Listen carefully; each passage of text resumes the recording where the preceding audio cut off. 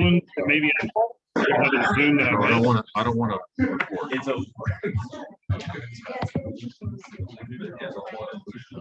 Jab and the Need to get started. Today is July 21st, 2022. The time is 8:19, which is, That's me. I think you just need to turn your volume down maybe. The time is 8:19, which is close to the start time, I guess. We are here today in Andrews, Texas. We are very appreciative of all the hospitality we have seen here in Andrews. We appreciate the judge joining us. He is critical to everything we do, and we appreciate all the input he's provided us. Quickly, let me remind everyone online, if you're going to try to speak today, we ask that you use your raise hand function, which is at the bottom of your screen in Zoom. We will recognize you as soon as we can. There are members of the public here in the room too, and we will use our normal speaker process with that.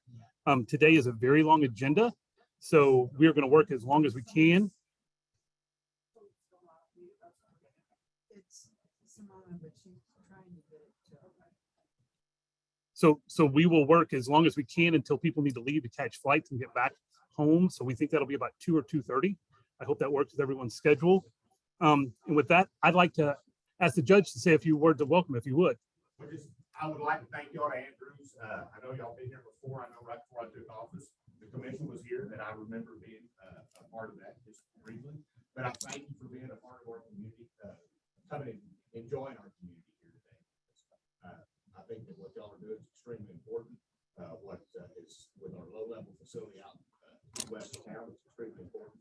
And so I just appreciate y'all being here, and thank you for thank you. Thank you so much for having I us. think y'all enjoyed last night. I wasn't part of it. I had to go to Austin. We would have much rather been here than in Austin, so we feel for you. Well, again, I appreciate Thank you, Judge. We will now make sure we have a quorum. I see Commissioner Mundy. I see Vice Chairman Salzman. I see our new commissioner that we will talk about in a moment. I'm not going to reveal our identity until the big reveal comes. I see Commissioner Edwards, and I'm here. And then online we have Commissioner Morris, and we also have Commissioner Sodick from Vermont. Peter Bradford, our other commissioner, could not be here today because today is his 80th birthday. So happy birthday to Peter. Also, today happens to be my daughter's 18th birthday. So she and Peter share something special. So happy birthday to both of them. With that, let me make the big introduction. We are very, very excited today to welcome Commissioner Simona Nayak. She is our newly appointed commissioner. We have already gotten to know her. She is literally stepped in as though she's been here for years. She has been wonderful. We look so forward to having her on our commission. Please be kind to her as she tries to drink from a fire hydrant with all the crazy issues we have. But we welcome her, and we are excited to have her on the commission.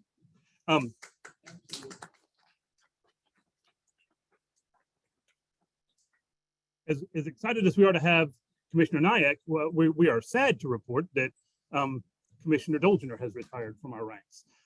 He literally was one of the original pillars that started when right, that was there when Chairman Ford, who happens to be with us here today too, was buying their own computers and typing their own notes and literally working on a shoestring. So Judge Dolgener is truly one of the original founders of our commission.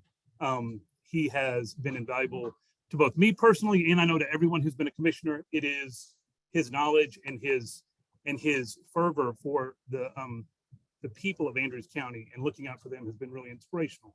And it's something that I think has inspired a lot of us to take our jobs very seriously. So because you can't let someone retire without making them a little bit embarrassed, we are proud to say that we have numerous proclamations to, I was going to say celebrate your retirement, I guess acknowledge your retirement. We don't want to celebrate it because that suggests we're excited about it. But both the governor's office and Representative Landgraf and several others have, this is only the governor. But this is the proclamation from the governor. Thank you for your service. That's the one from Landgraf. The one from the governor, full disclosure, we had it framed, it was really nice, and Stephen sat on it. So he wrote that. So there's another one coming, but thank you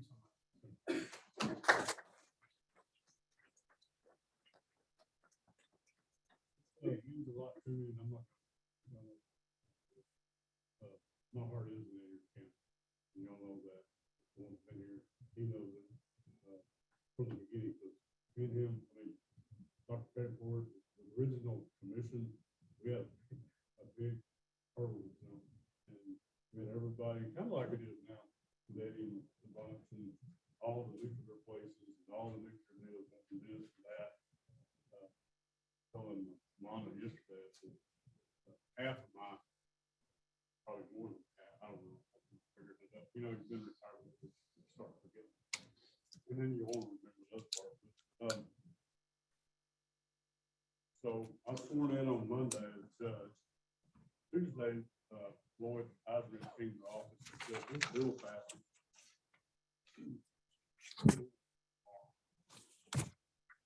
Went on Monday, good job, went through commissioner court. That's all. Look, I've been in the county for 20 years before, but anyway, go to the hospital district again on Saturday. So by law, it becomes a district that night. So we had to move all the building, all of everything. We had 300 employees out there, hospital, county-owned hospital, and move all that. So that took 3 months. And we got appointed in December at our first meeting in February, about 2 years later. But it was, as a fire hose, that's what it was. And the bigger deal was the money that started it came from the citizens. I always wanted people to know, and I think the commission knows it. And that's why I take it apart. There's a lot of people here that they've seen it for economic development, they've seen the oil field go down, up, and they've seen the vision of several of the founders of Andrews, I guess, newspaper publishers and some others that really needed to get out of that oil field box that they were in. So WCS came along, the voters passed a $75 million bond to build it. And because that was back in economics, money wasn't good, even for billionaires. And so every time I come home, I tell the commissioners that every time I come home, I come home to the farm. I live with this thing. Y'all show up and meet and greet and all that, then you go home. I have to come back to where radioactive material is going to be stored and really get the people in Andrews custom educated. And we did, I think we did a really good job of that. Probably could have done better, but nuclear engineer told me one time out there, yes, he said, Judge, Ziegler's like this, either you like it or there's no gray area in it. And that was one good thing that I took early on. It's probably the truth. People just see the bomb, and see all that, and they don't really understand. I remember having a New York Times guy in my office, and he said, well, what about this? Well, what about if your grandmother gets cancer? She's got to go to Houston or wherever, Albany or wherever in New York. So what happens to that waste after your grandmother gets well or not? What happens if this is not somebody, some little kid, 18 years old, and you're going to MIT, you're going to go to the University of Texas, you're going to go to A&M. But they're going to figure out what we're going to do, because we're the human race. We figure stuff out. It may take us 100 years, and this stuff will still be here in 100 years. According to Mr. Dave yesterday. That was a lesson. But we're going to figure it out. And so community, that's the basis of my work in this, is that the bigger thing is out of $75 million fund. That WCS decided, Mr. Simmons' family decided to sell. I told him, I said, y'all are getting off the plane, that's totally fine. I understand.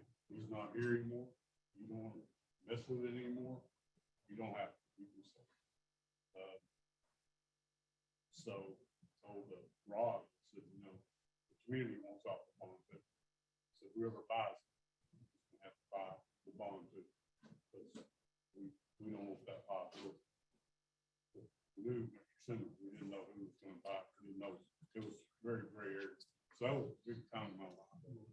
That, you know, we got the bond taken care of, and all that. So that actually took care of the citizens. So $75 million is a lot of money to pay back. And so, and at the time, the jail commission was one thing, back in the background, the jail commission was on me to build a new jail. And we finally got it done. So we had all these things, that here and there. That's the reason that I took so much care in that. And I was talking to Brooks last night about a road that they're planning, we're having a meeting on it Tuesday, Peru meeting, I call it Peru. Meeting about a road from state line to 17 or 78, double lane and all this. And I said, you know, I've got to say my stuff because I just got to say my stuff. But yeah, 5,000 people live south of that road, and they're going to have a way to get across that road, or you're developing a worse road than you got now, which is totally bad. Charlie lives up there. He knows there's no access to 176. So I'm still, you know, saying for Andrews County. I don't go to Austin as much. I don't, you know, do that, but I do. When the planning is in, now is the time to say something. Because if you don't, they say, you know, the bureaucrats will say, no, you didn't say nothing, so we're gonna move on. I think it's coming back yesterday. There's one more intersection in Andrews County. That's a deadly intersection. People run stop signs, kill people all the time. Monthly. It's in the works for that bridge. It's in the planning stages now, right for 181, 176. So we've got that intersection, we've got 4 bridges that are coming. So hopefully my 2 sons are on volunteer fire department, don't have to go out there and see what they've seen. They'll quit sometime. I'm not gonna quit it all, but they'll quit those intersections. And so Andrews is very, people we drove by yesterday, my lawyer buddy said that, you know, man, that's a big ass high school. And I said, that high school won at Snaresville Central won architects that year too, because they both opened at the same time. Central won because it was a campus style high school. Get walk building, get wet every time it rained. This one had the first carpet in America. In air conditioning. And so Andrews has always been up. And so when James Roberts and all that folks kind of met with Mr. Simmons and all that started, which has totally changed. The nuclear business changes every day. I don't know that. I wish a lot of other people knew it. The president himself has put $6 billion into a fund that is going to redo the old plants. To me, that's good. During our freeze out we had, South Texas was down like a week because of a plant. One day because of a valve or something that broke.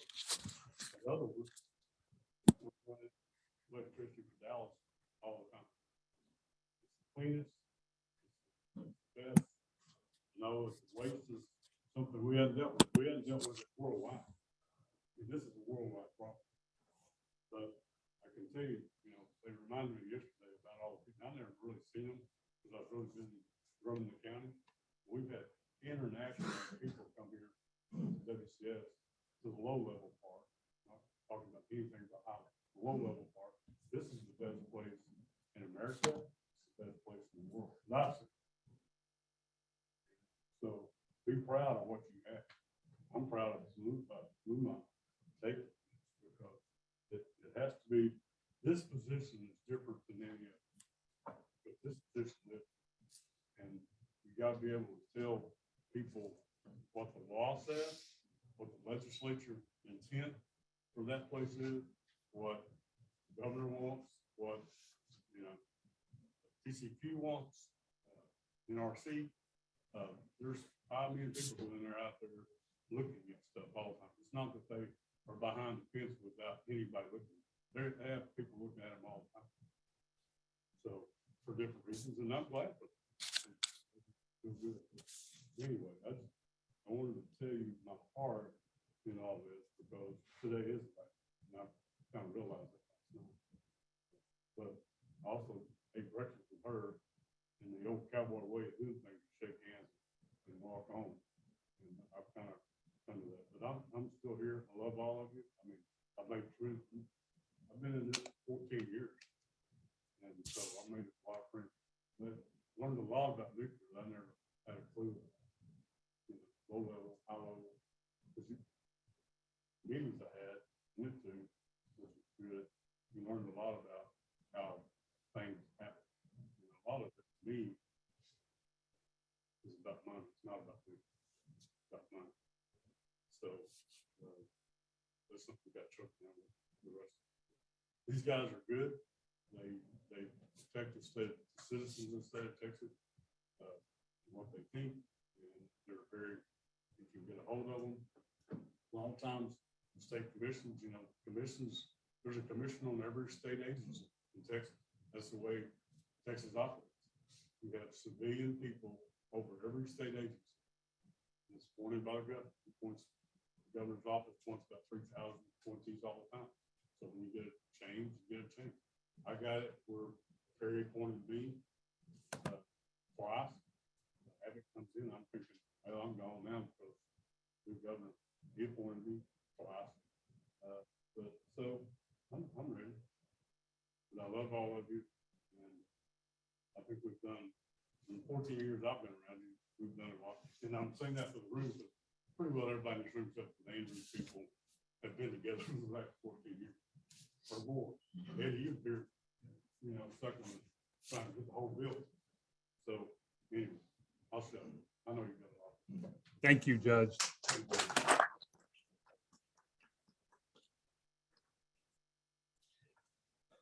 We will move on now, and we've acknowledged our current county judge. I see Representative Lon Burnham back there. Any other elected officials in our audience today? I see all of our friends from TCQ. We also have with us Chance Gooden today, who is a new face from TCQ that we've been glad to get to know. We appreciate everybody from TCQ participating. We see Commissioner Janeka and Brad Broussard and Alicia and Ashley on, so we appreciate all of them. With that, let me also recognize, is there any members of the press here today? Okay. With that, we've gone through the first 3 items on our agenda. We're now on to item 4. This is the period of public comment, which is of a general nature. We understand that we have a lot of issues on our agenda today that people may want to specifically speak to. So we would ask that you keep those comments for the specific line item in the agenda when we get to them. But if anyone has any public comments of a general nature, if you would use the raise your hand function or come to the podium, either one. And we'll start with Representative Lon Burnham.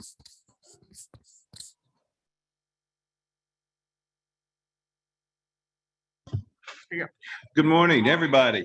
I'm Lon Burnham, and I know we're having some technical difficulties, so I may need to speak more slowly. Sorry.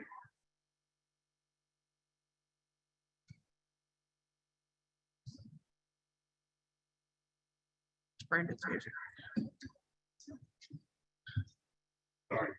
Go ahead. Are we good now? Yeah. Well, listen, I'm sorry that people weren't in the listening audience able to hear the judge. He had a lot of important historical things to share with us. Didn't agree with all of his facts, but nevertheless, he's got his perspective and I got mine. And Judge, we do appreciate your service. Listen, the main thing I'm here today for is to thank people. I want to thank everybody for the opportunity for the one-on-one visiting last night. I thought it was very productive and informative. Am I not close enough to the mic?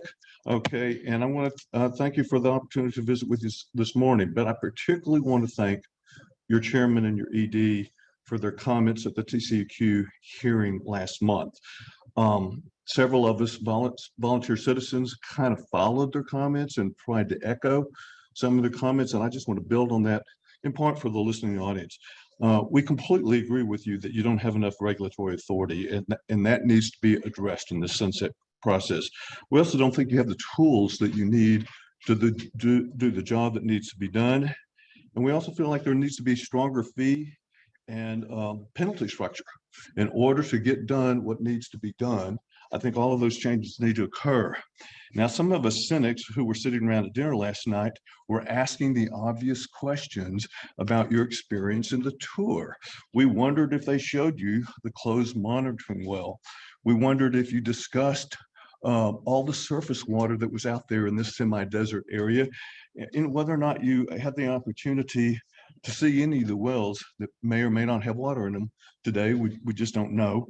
And obviously, we continue to wonder about previous promises made by the previous owner and the kind of mission creep that we're looking at.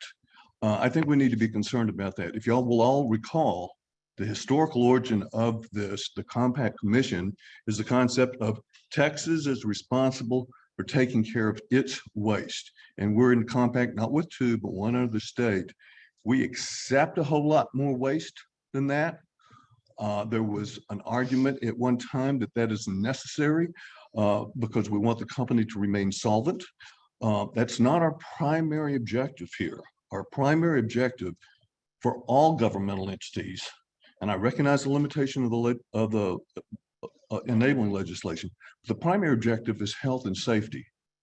And you've got to recognize that we've been letting way too much out of state, out of compact materials in, particularly in the context of the decommissioning that is going to be occurring, the rapid decommissioning of the next 5 to 10 years. And I regret that I'm not going to be able to go to Vermont with you, but it's been fun being in Andrews with you. You guys take care. Thank you. Any other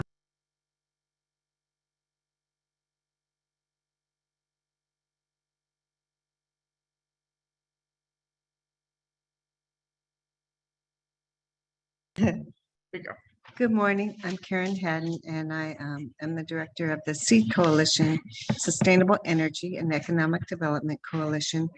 I just want to say that I agree with the comments made by Representative Lon Burnham, and am glad to see that you are working hard, continuing to, and I am hoping that this commission will have the opportunity at some point to be able to levy fines when needed. I think that's great. I hope that your purview will be strengthened, expanded, and I appreciate you doing the work you do. Thank you. Thank you, Ms. Haddon. Is there any other people here live that would like to speak? Go ahead. Thank you. Good morning, everyone. I'm Susie Bell Gosley with the League of Women Voters. And our league is interested in the common good. Our position in nuclear waste and nuclear issues comes from our national league.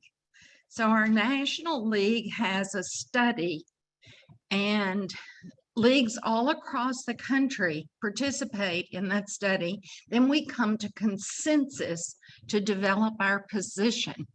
So it's not winners and losers. It's not winner take all. Our position is developed by consensus.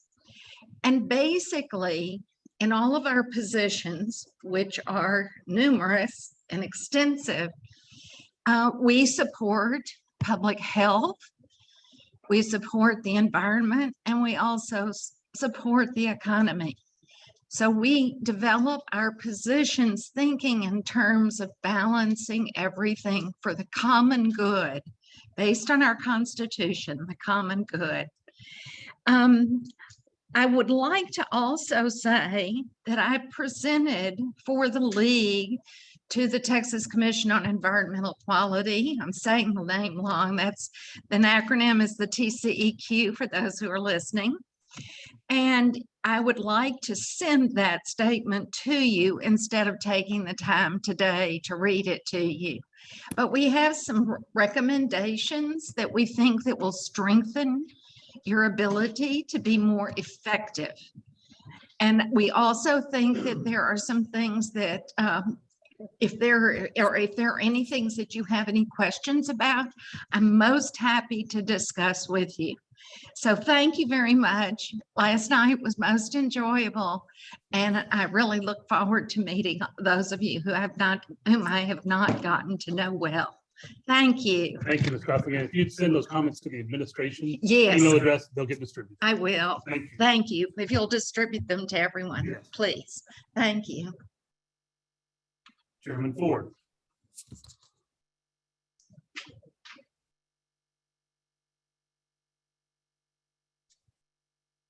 See if we can adjust this camera so it's not looking straight up my nose, but. And am I on mute or? Nope, you are unmute? good to go. Okay. Well, I had some prepared remarks, but really on the occasion of the judge's retirement and the replacement of his with an able representative from the city of Andrews, I just wanted to maybe depart from those prepared remarks. I'll send you the ones, Stephen, just so you can distribute them. But I just wanted to really talk about the importance of consent. And I think when we started off the commission, I think we had some pretty good battles. I mean, I think, but the thing that we did was we made sure that everyone had a voice, even the people who disagreed vehemently with what we did. And Mr. Chairman, I appreciate you continuing that practice. I've not really seen you constrain anyone's speaking time or what they're speaking on. And I think it's important for people to be heard. And when people get up and they have 3 minutes to prepare remarks or whatever, and they really have something that's really important to their heart, I think that does a disservice to them. So I think the way you build consent is by allowing people to talk and hearing what they have to say. When we started off, we were looking at bylaws and the original changes to the administrative code. We'd have them up on the board. If Karen had an idea that she wanted to see a change on that, she'd come up and make a change, or Smitty, and we'd vote it up or down. Sounds like a good idea. And so that was really kind of I don't think that it actually ever been done in the state of Texas in a public meeting ever for an agency. And I'm not suggesting that you go back to that because you now have committees, thank goodness. But I think it was very important for building consensus when we first started off. And it was, as you may have heard, it was not the smoothest start with the state. We had to remind the state of who we were and why we were there, and the fact that we weren't actually a state agency, as I've heard Stephen say many times. A couple of things that I would like to talk about. Number one, the contingency plan. I know I've sent you some correspondence on that before. I think that's still, in terms of what the judge's remarks were here today, that's still one of the most important things for this community, to have a viable contingency plan. I know we kind of ended up with a report, and I know there was an addendum that followed on to that. I know also that the TCQ, my new friend Chance here, I'm not going to put him on the spot, but has said that they don't have the authority to operate the facility in the case of a contingency, and on and on and on. I think that's a false read of the law. I think the correct read of the law is there are emergency orders, there's general duties and powers, there's other things that can be put in place, and they basically they can do anything they want. Right now, they own the facility, they accept the waste, they approve all the contracts, they approve all the procedures, and there's not much that's really separating them from an operator perspective. So to the extent that there is an emergency at the facility, and the fact that the commission is required to come up with a contingency plan, I think that's doable. I think that's possible. The other thing I'd say is, in the sunset report, that was mentioned, and also the fact that the commission is lacking in, the Compact Commission is lacking in the authority that it needs to undertake its duties. And I think to the extent that you do not acknowledge that you do have the authority in the federal law to request to have reported to you on an annual basis the data that you require to operate, I think you're doing yourself a disservice. I know that the federal law says you're supposed to get a report once every year, annually.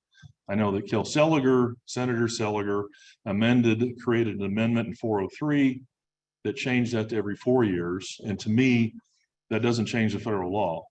The state of Texas is still obliged to report as they agreed to report when they approached the Congress and asked for this Compact Act. So to the extent that the state of Texas ignores that requirement in the federal law and tries to amend it through some other means, I know that's a battle you've got to fight. Our abled assistant attorneys general, when we were getting there, had great counsel from those guys, but it was a bit of a conflict. They couldn't go sue their own client. So for that type of relief. So to the extent of that, also the fact that you're looking for some support from the legislature on additional powers and duties, there really isn't a contractual relationship with the waste facility. That relationship is through the TCEQ, and they have all the power to get whatever you need. So if you're asking for some sort of ability to enforce something on the compact facility, that's the host state's obligations there. So there's a couple of positions within the Sunset Report that I would take issue with, but aside from that, I know you guys do a pretty thankless job in managing the waste in an effective way, taking the pins and needles and slings and arrows from both sides, people who think you should do this or do that, and I credit you all for the dedication that you showed to the state of Texas and the state of Vermont. Thank you very much.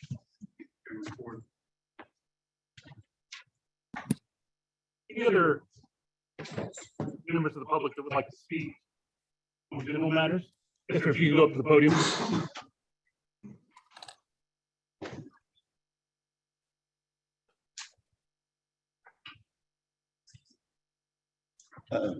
I grew up here, went to school here, been here a long time, got in the military service, traveled the world.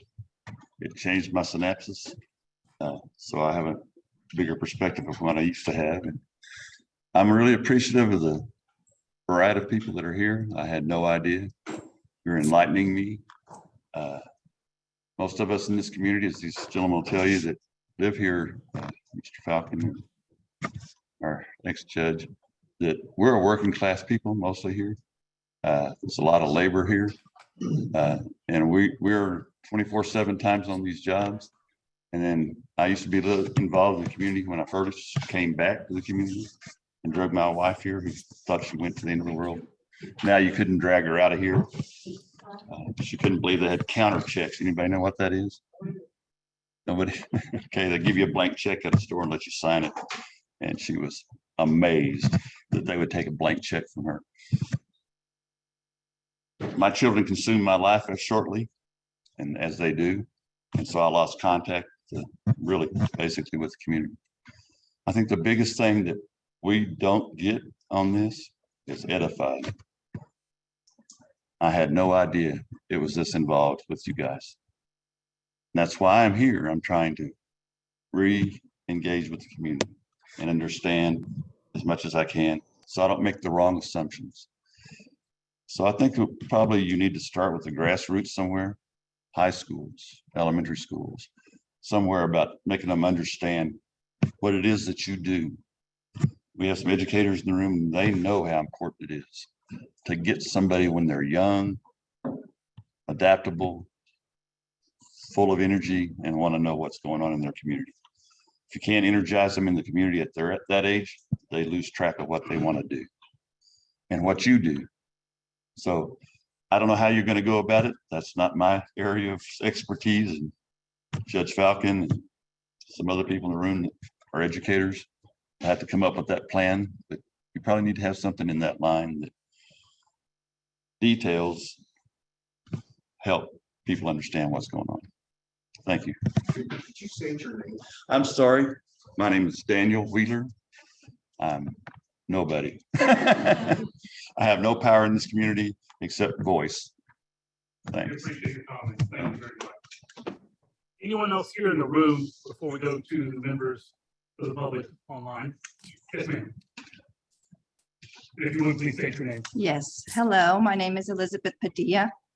I'm a concerned citizen, a teacher, and a mother as well for kids. And I'm also a board member of the PBLO, Permian Basin Landowners, Royalty Owners and Ranchers.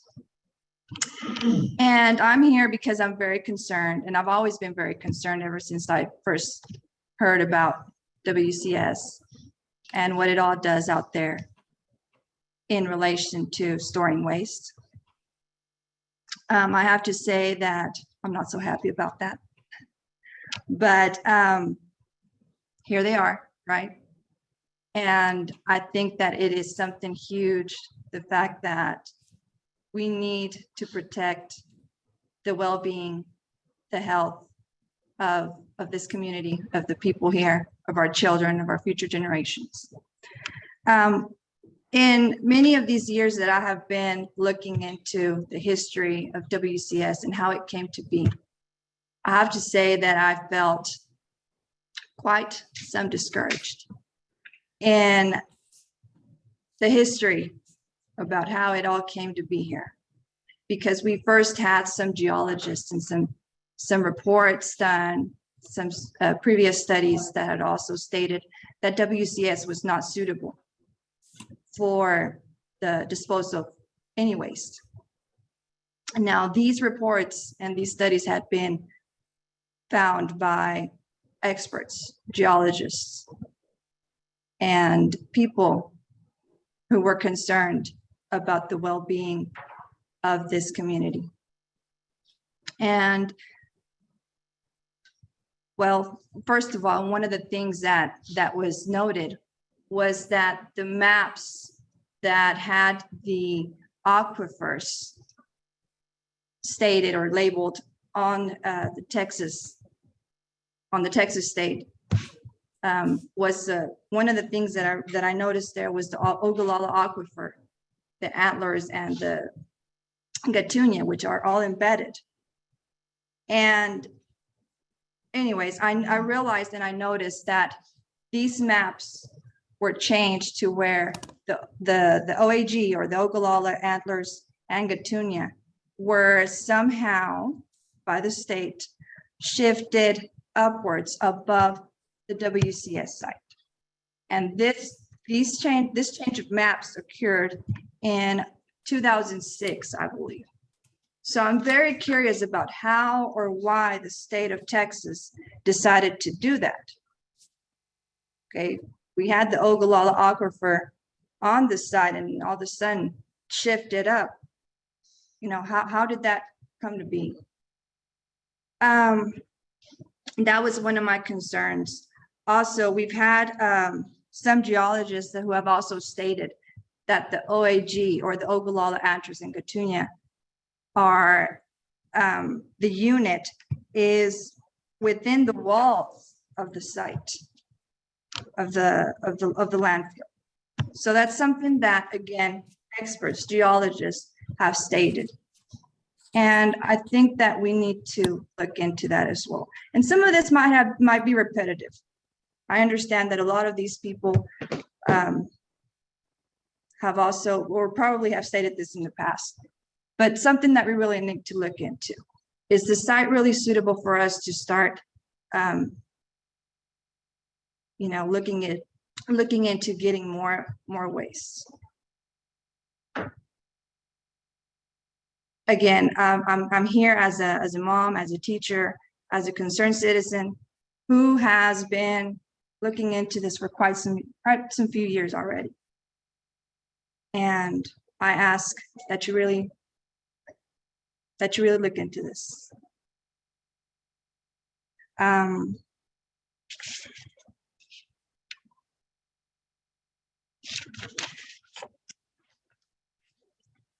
One of the things that I would also like to state is that the Permian Basin has been, I know we've had our ups and downs in the oil and gas industry, but this is oil and gas country. And we have to think that we are, see it kind of as the pumping heart of the United States. This is what fuels the United States, the Permian Basin. And we really need to look into what are the cons and pros. We have thousands of jobs here for the people of the Permian Basin. If we were to have any accident, now what are we going to be losing? I think that's all I have to say for now. I mean, I do have a lot more, but just time wise. But I appreciate your help, and I appreciate you all being here. And I really do ask that, again, we have children, my children, the community of Andrews in Hall. It's been my home since I was pretty much born. I've been here since 1988. And this is my home. I graduated from Andrews High School. And again, I'm really concerned about the future, what lies ahead for the community of Andrews. Thank you. Thank you very much. Expertise from kids. Any other public My honor. comment from here in the room? I know we have at least. Okay. I see that Krista Kyle has her hand raised online, and we've brought you into the speaking portion of the Zoom. So Krista, if you could unmute yourself. Hello, this is actually Bobby Janeka. So I think And my please name is state your showing name up. and who you're with. Hi, can you hear me? This is Bobby Janeka, speaking through what appears to be Krista Kyle's Thank you. registration through the Zoom link. There's no audio that's coming through on that end. I guess it's can't hear her speakers aren't speaking. coming through the room. Commissioner Morris nodded when I started talking, so I assume that people attending via webinar can hear. It was a little hard for us to find the webinar link, so I apologize. This is Bobby Janeka. Okay, Can they hear us thank now? you, Bobby. Great. Hey, Yes, Chairman. go ahead. I'm sorry. We had the volume down, but you please go ahead. Awesome. Apologies. This is not Krista Kyle. It's Bobby Janeka with the Texas Commission on Environmental Quality. I appreciate y'all providing the opportunity to speak. I wanted to just say thank you so much to Mr. Wheeler and Ms. Padilla. I think it was really nice change of proximity in the public comments at this particular meeting, and I'm very glad. I want to applaud and commend Chairman Hurley, the rest of the commissioners, and welcome Commissioner Naik as well. I'm very glad to see y'all meeting in Andrews, and I'm pleased to see that this is allowing some of the members from the Andrews community to come and speak to y'all directly.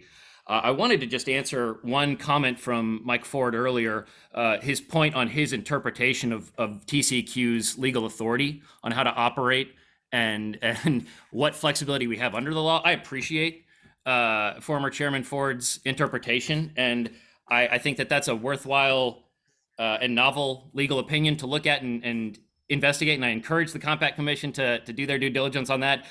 I am resoundingly convinced that we do not have such authority, and I don't understand where the insistence would come from. I think that that's unhelpful to suggest that we do, and I would just encourage the commissioners to really do your homework with the Attorney General's office. I think that was one problem that really got all of us in trouble in the previous sunset review of both our agency and the Compact Commission was the legal opinions, especially from non-attorneys, really got out and got ahead and caused quite a bit of public confusion. And I think that's a concern worth noting. And I appreciate him raising that. And I think that the state of Texas needs to do everything it can to investigate every authority it may have where the interstate compact system does present y'all unique opportunities to operate as a non-state agency. I'm sure you all remember that you are funded as a state agency, and so you have to look like a state agency and quack like a state agency at times, even though you are not one.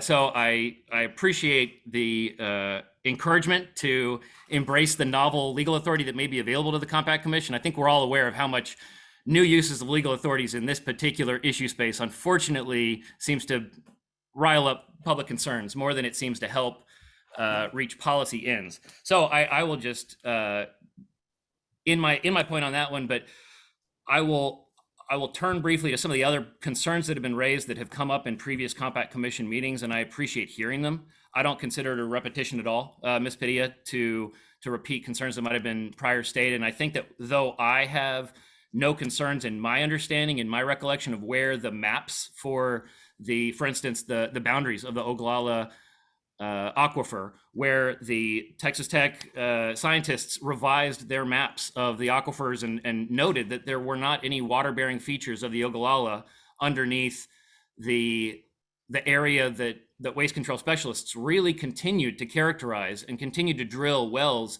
to try to locate the boundaries of any of the hydrologically connected portions of that geological boundary that forms the Ogallala aquifer.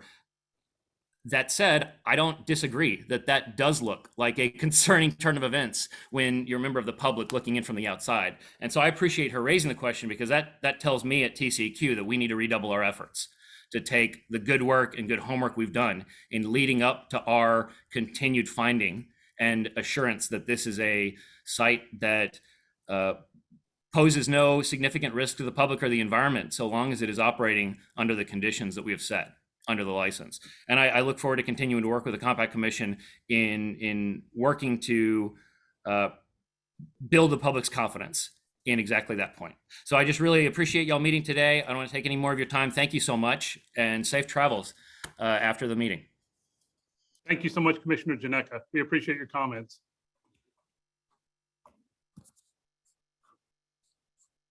Any other online hands raised? I want to give one last call before we move on to our next item. I do not see any.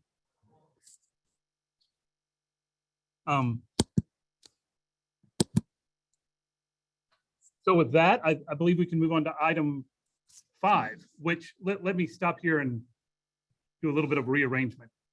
We have a very long agenda today on our applications.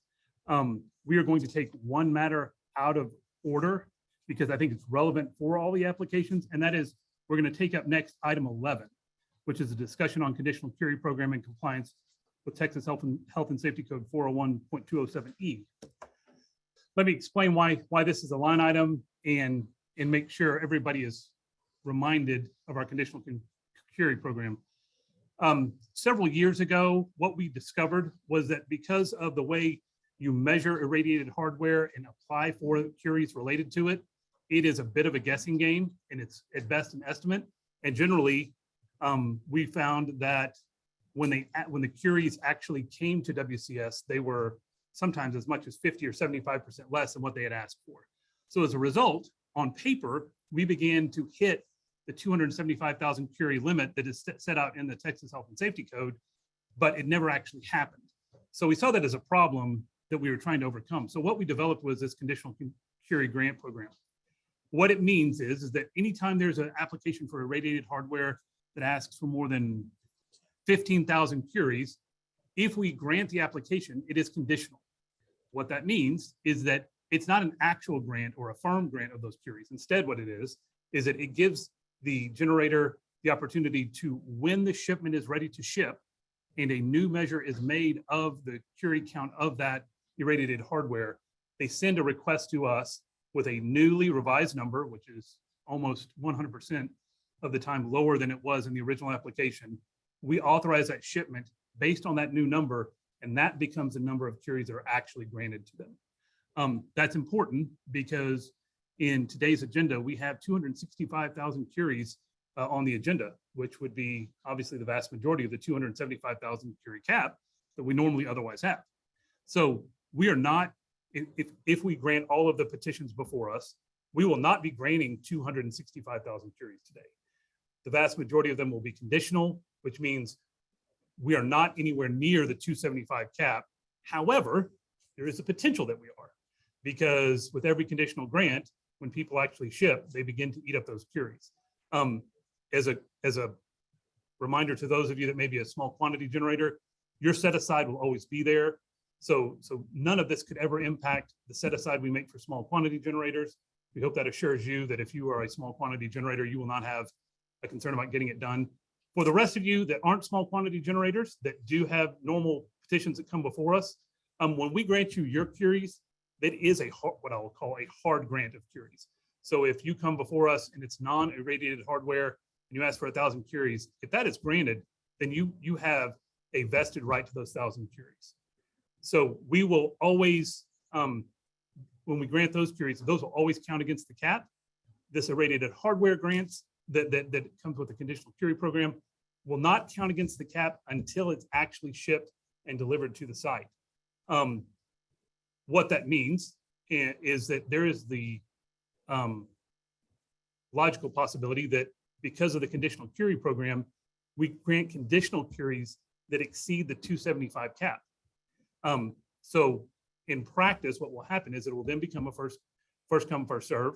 And once, obviously, we get to 275, no additional disposal will be allowed under the state of Texas law that sets that 275 cap.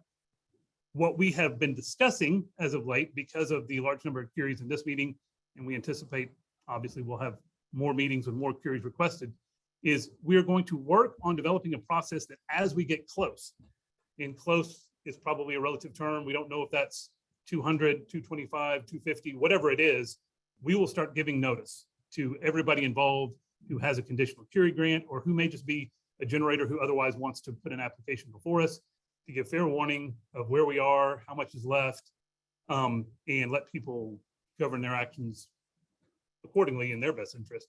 We just want to make sure that the public knows that, you know, there is a limited number of curies out there. We're going to try to provide you as much notice as possible when we get close. We're not in an emergency situation now by any means. The curie grants before us today, I don't think put us in that situation, because I think of the 265, possibly 255 or 260 will likely end up being conditional grants. So until waste starts shipping, there's really nothing to be alarmed about. And as we said, in years past, we've seen conditional grants that have gone unused. We've seen conditional grants that they only use as little as 10 or 15% of what's granted to them.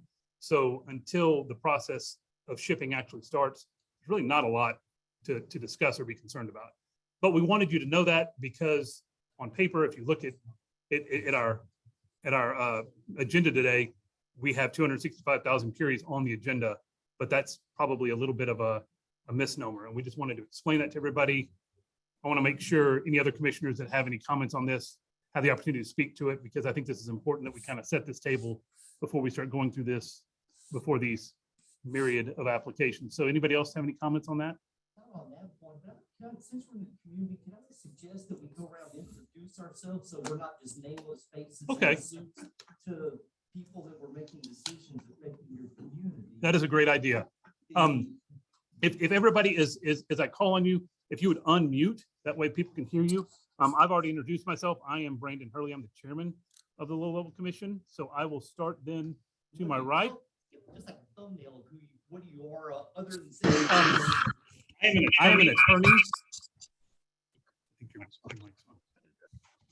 I'm an attorney from the Dallas-Fort Worth area. I have been on the commission for 7 or 8 years now, I believe. I was appointed chairman after being on the commission for 2 years. So I've been chairman for 4 or 5 years and been on the commission for 6 or 7 years. And so I will turn it over. We are, let me rephrase that. We are unpaid volunteers. That's what people need to know. Good morning, I'm Commissioner Everett.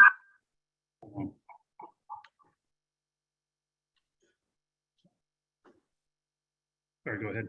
All right, happy to be here and happy to meet the citizens. I live in Granbury, Texas. I have a background in radioactive waste management, and I hope that helps the commission interpret some of the technical information that gets brought forward. I've been on the commission. This is my 4th year. Thank you, Commissioner. We'll move on now to Commissioner Nayak, our newest commissioner.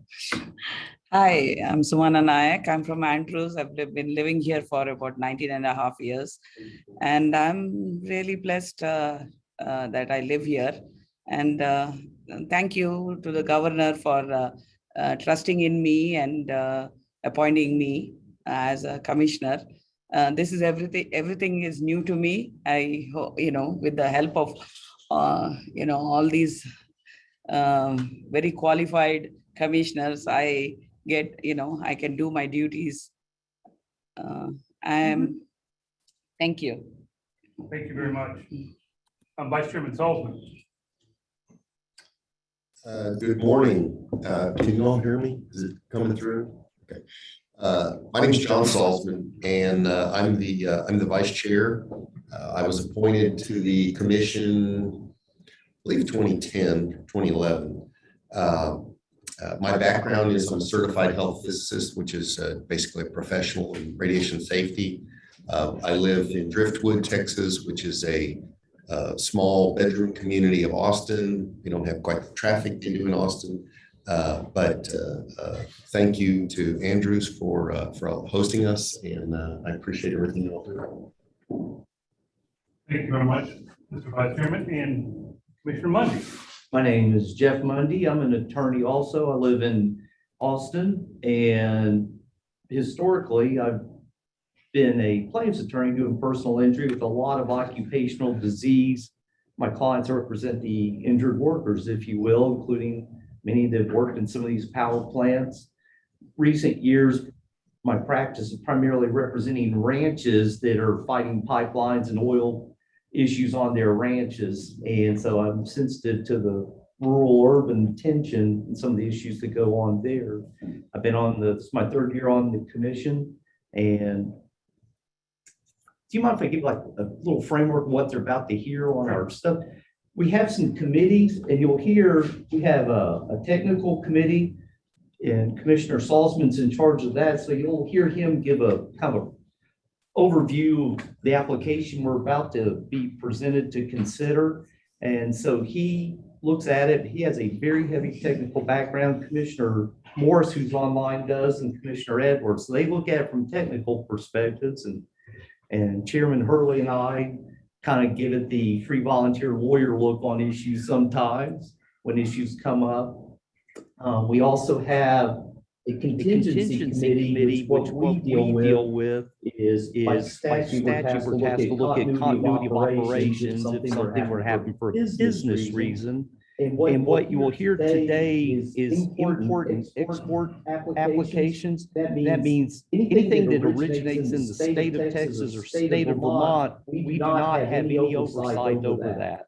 That goes to the facility, and it's solely under the overview of TCEQ. What we look at, and the only thing we look at, is applications from people outside of Texas or Vermont that want to ship waste to this facility. And so we have a very narrow window of what we're looking at and considering today. You'll hear Chairman Salzman with each application give an overview of what it is, any potential issues. So by the time it gets to us, it's been vetted pretty thoroughly by TCEQ and then our technical committee. So that's it. Thank you. Online, we have two of our commissioners, so I'll ask Linda Morris to introduce herself. Good morning. First of all, I wish I were there, but trying to travel from another conference. 1 second, Linda. Sorry. All right. Are we all muted except for me? I think so. Somebody's not.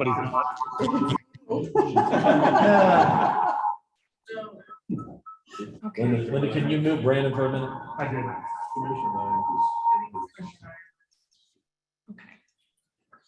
Okay, we'll try it.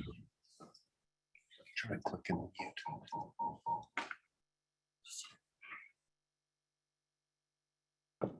Oh, you just.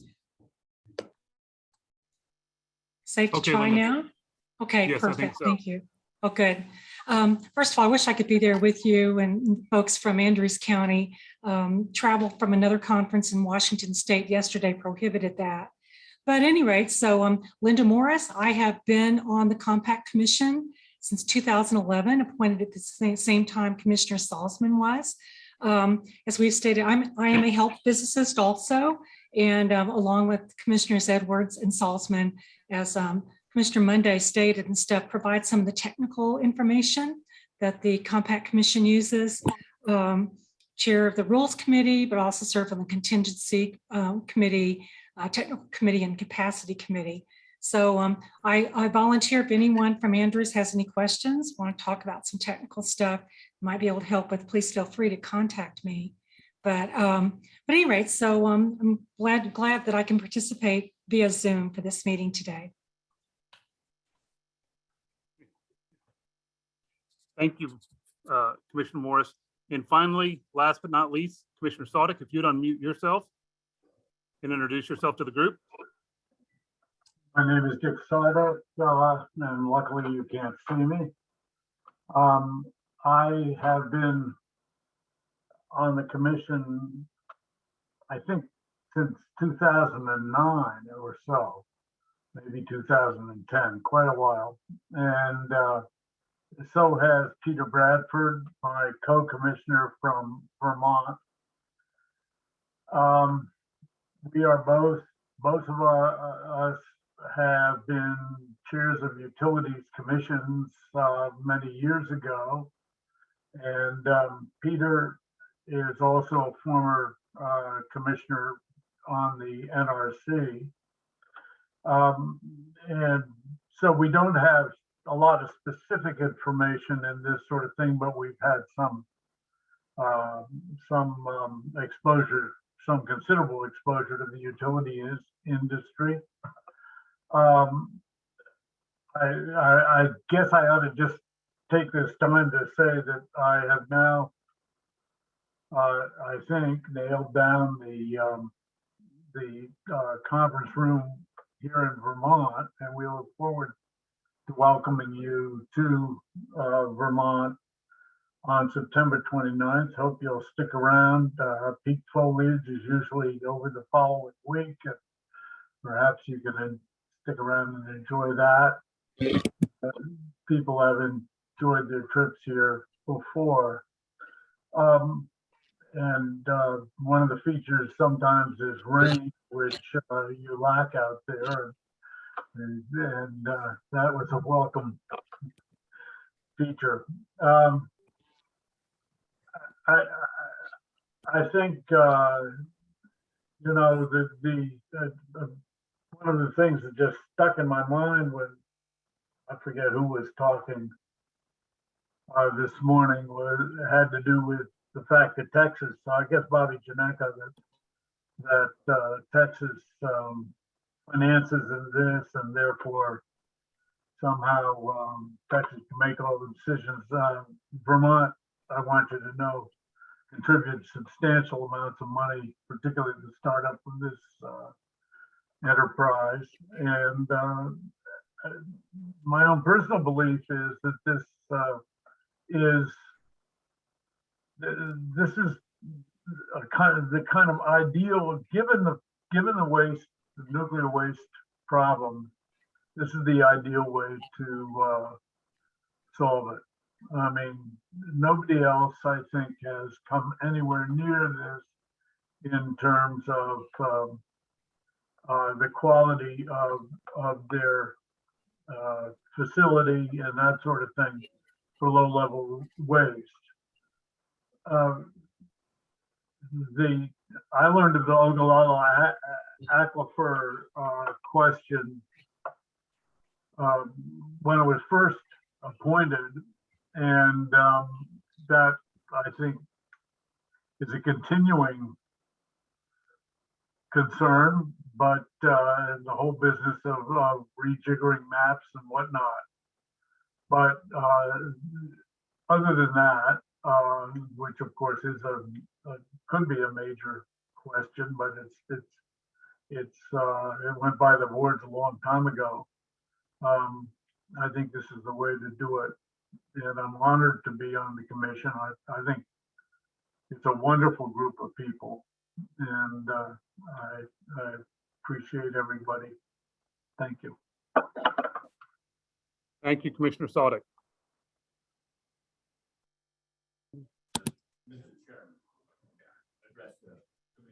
Sure, absolutely. Judge Falcon. Just wanted to give you information. The mayor and I worked together on a committee called the Community Engagement Panel. And what this is just a small group of people that we brought together. My chancellor like it. We can learn more about the nuclear industry, the nuclear waste industry. So we just have better knowledge and so forth. But just wanted to address to the commission that we have, put that together. We met twice. Once was a organizational meeting. We did have a tour of the site. And then, now we'll have one on next week, 26th. And they are open meetings that we'll have, but we're starting to learn things. Matter of fact, this next time we're learning about the aquifers and about water issues. We'll learn, more about radiation. So there's different things that I want to educate this group with, and then that way we can get out and share that with the rest of our community and constituents. So that way, when issues come up to us as a court, we can make better sound educated decisions. Thank you. Just wanted to address that. Thank you for letting us know that. We appreciate it, Judge. Before we move on, I wanted to wrap up item 11 by saying, so the conditional Curie grant program is something that we've employed now for 4 or 5 years, I think. And it has worked well. It is always subject to refinement. We're going to continually look at this. Like I said, I think we're going to try to develop a little bit of a fine tuning to make sure that when we get close to 275, we start providing notice to all of the interested parties, everybody who's a generator, maybe even the public at large. We'll try to put it on our website. But let me finish by stating this. This is a good problem to have. As we get close to 275, it means we are maximizing the opportunities for the financial health of the site. And we are using all of the cures granted to us under state law to allocate out. And so we think this isn't a concern of ours at all. It is actually, like I said, a good problem to have. And we hope that we do a good job of managing it, especially as it gets close to the end.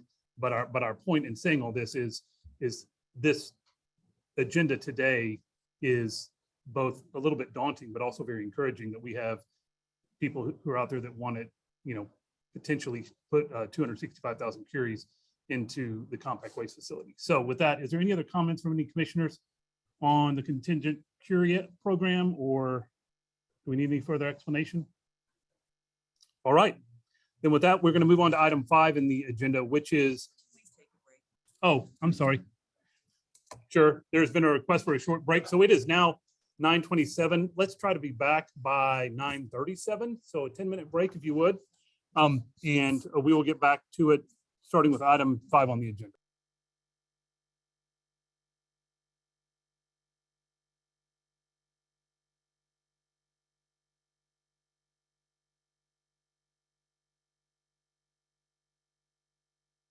We didn't take a vote. So it doesn't.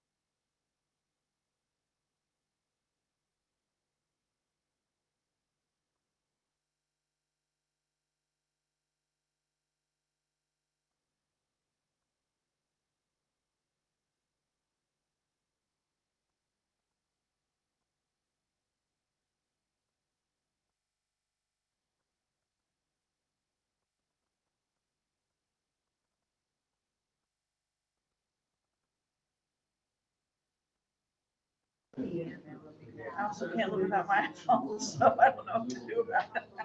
Yeah. Okay, where do I? First hour, we need some break.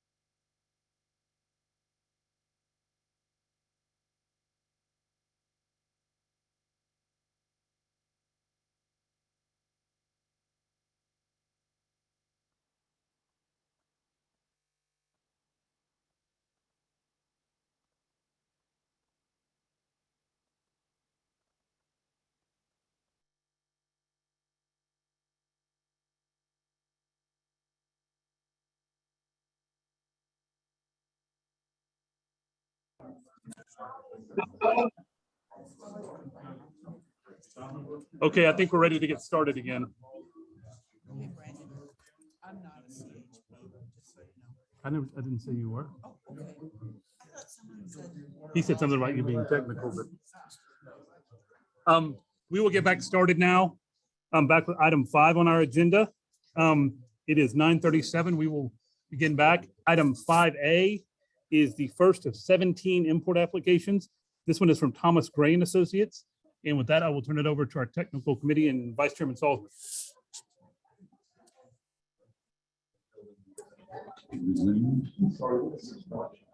Well, good morning, Mr. Chairman. Can the people in the audience hear me okay?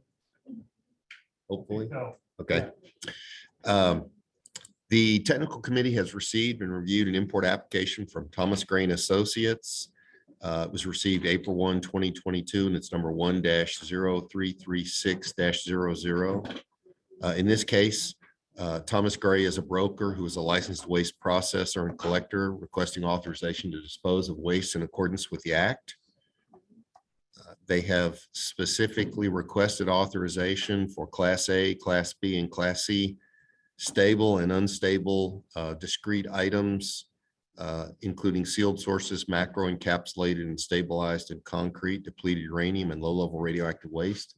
Those waste streams were approved by TCEQ for disposal at the site via letter correspondence dated July 1, 2022.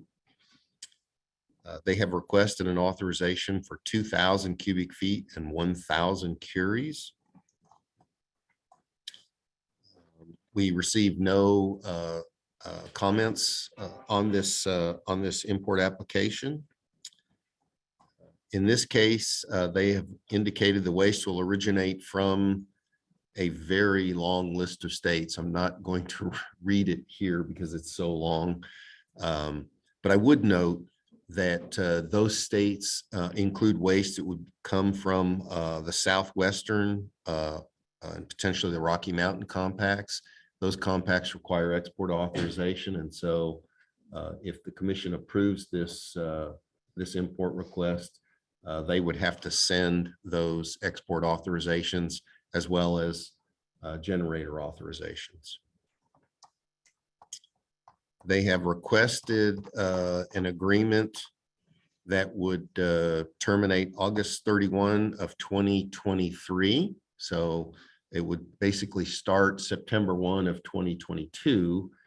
And of course, following the state's financial year, it would go for 1 year till August 31 of 2023.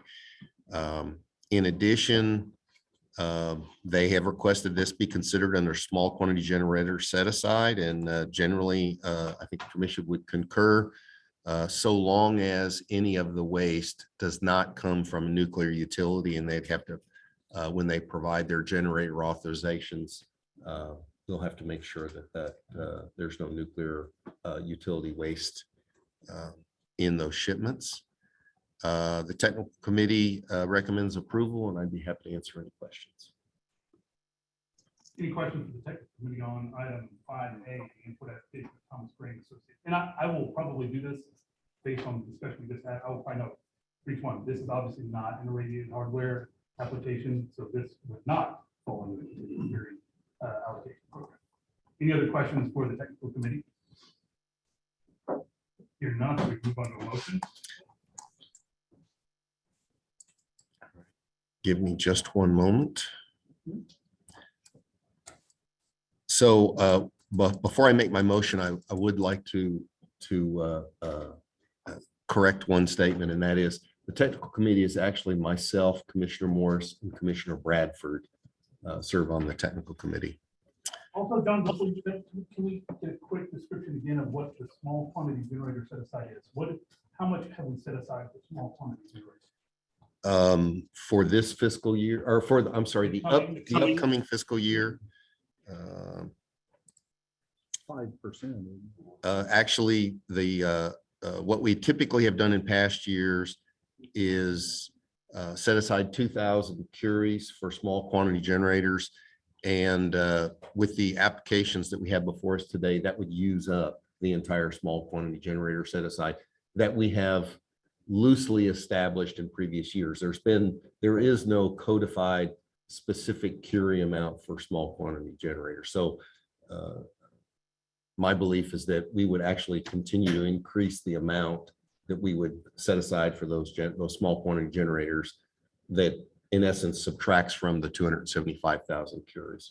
So I think my recommendation will be that at our next meeting, we set an interim meeting in August, we will have an agenda item to set a new number for a small. Sure.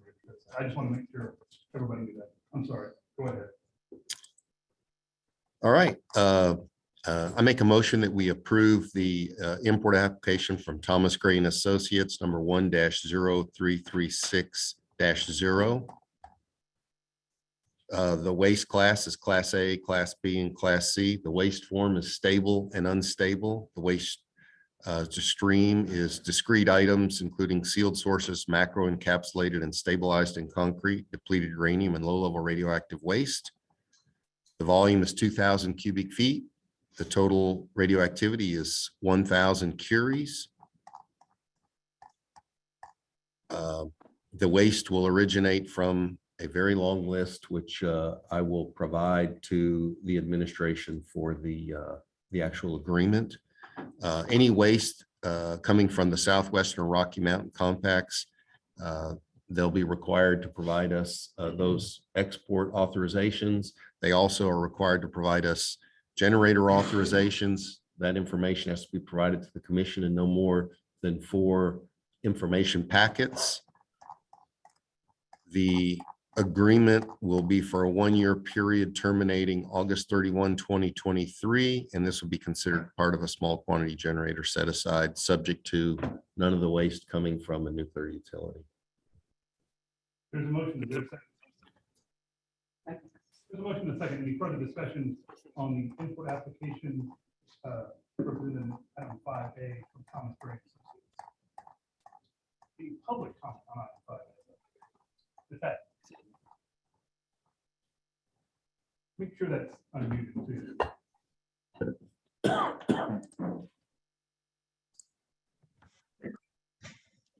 Hi, I would recommend that this and other import applications that are on the agenda, that you would vote no until there is further work done to examine water at the site. I know that the TCEQ requires that no waste be set into where there is standing water. But current state law has been weakened so much over the years that now waste can in fact be disposed of when there is standing water nearby. This contrasts with the very early requirements that the site be entirely dry. So I think that that remains of concern. You heard this discussed earlier today. Elizabeth Padilla and others have raised this issue. It's one that we've raised over the years. We've been looking at the monitoring wells over the years. At one time, our organization found that 40% of them were saturated. We need to do an update on that to look at that further. But that's complicated by the fact that TCEQ is allowing the closure of some of the monitoring wells, including one that was showing a significant amount of water recently, and it refilled pretty quickly after the well was purged for examination. So I think that, I would recommend that these applications be dealt with after there is further examination into the issue of water at the site. Thank you. Thank you, Ms. Haddon. Any other public comment on item 5A? Any comment from anyone online? And if so, please use the raise hand function. Seeing none, we will move on to all in favor of the motion to approve the import application of Thomas represented in 5A. Please indicate so by saying aye. All Aye. opposed, no. Motion passes. With that, we can move on to item 5B, which is the application of lead. Again, this is a non-irradiated hardware application, so it will not be subject to the consent period program. I'll turn it back over to you, Vice Chairman. The technical committee has received and reviewed an import application from Pacific Gas and Electric Company Diablo Canyon Power Plant. It was received April 14, 2022, and it's number 1-0337-00. In this case, Diablo Canyon is a generator requesting authorization to dispose of waste in accordance with the act. They are requesting authorization for Class A and Class B stable and unstable cement encapsulated filters of dewatered resin. And those waste streams were approved for disposal at the compact waste facility via letter correspondence from TCEQ dated July 1, 2022. They have requested authorization for 385 cubic feet and 325 curies of radioactivity. This waste, we received no comments on this import application. And I see a typo in my review document. This waste will originate from the state of California, which is part of the Southwestern Compact and will require an export authorization, which to date we have not received, so they would need to provide that. And they have requested a one-year agreement with the termination date of August 31, 2023. The technical committee recommends approval, and I'd be happy to answer any questions. I would note that if you read papers or listen to the news, there's considerable discussion going on in the state of California right now about the status of Diablo Canyon and whether it would, even though it is currently not operating, I believe it is. It's scheduled to. That's right. There's some question about whether they might extend the operation of that plant for some period of time.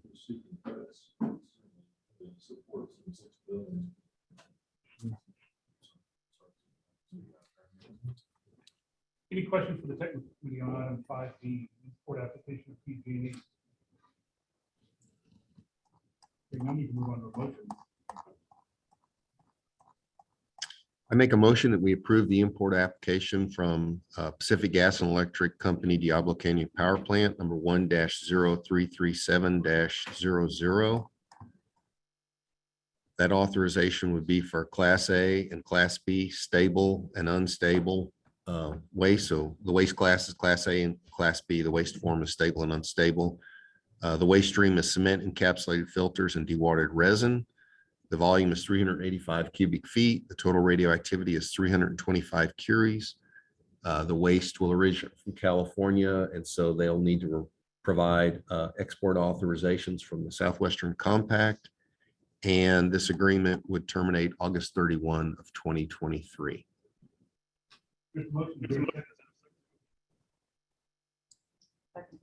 Motion and second. Any further discussion about item 5B, the import application of PG&E? Any public comment on item 5B? Ms. Haddon, we will assume that your previous comments to the last one apply to all of them.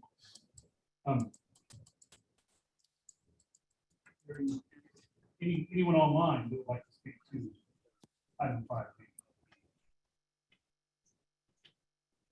No hands raised. We'll move on to a vote. All in favor of the motion to approve the import application of PG&E item 5B on our agenda, please indicate so by saying aye. Aye. All opposed, no. Motion passes.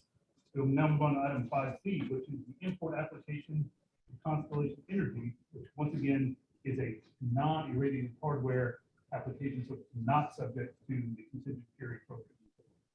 Mr. Vice. The technical committee has received and reviewed an import application from Constellation Energy that was received April 20, 2022, and it's number 1-0338-00. In this case, Constellation Energy is a generator requesting authorization to dispose of waste in accordance with the act. They've requested authorization for Class A, Class B, and Class C stable and unstable dewatered bead and Powdex resin, condensate filter sludge, decontamination resins, fuel pool skimmer filter sludge, non-fuel reactor components, process filters, reactor water cleanup resin, and large components. Those waste streams were approved for disposal by TCEQ via letter correspondence dated July 1, 2022. They've requested authorization for 4,255 cubic feet and 6,500 curies. The commission received no comments on this application. That waste will originate from Illinois, Pennsylvania, New York, and Maryland. So those states include the Appalachian and Central Midwest compacts and one unaffiliated state. Neither of those compacts require export authorization. And they have requested a one-year agreement with the termination date, August 31, 2023. Technical committee recommends approval, and I'd be happy to answer any questions. For the labor. I'm sorry. I had to walk.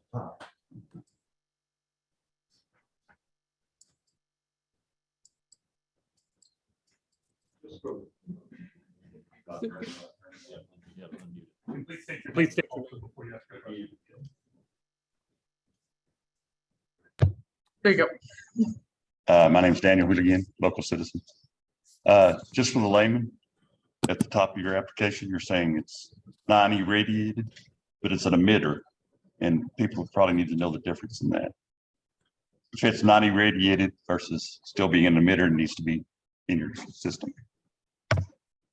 So what Chairman Hurley means by that is this particular waste stream is not irradiated hardware, which is a particular type of waste that would come from a nuclear reactor. In this case, this waste is filters, bead resin, and materials, lots of different kinds of resin materials like that. So that's the difference.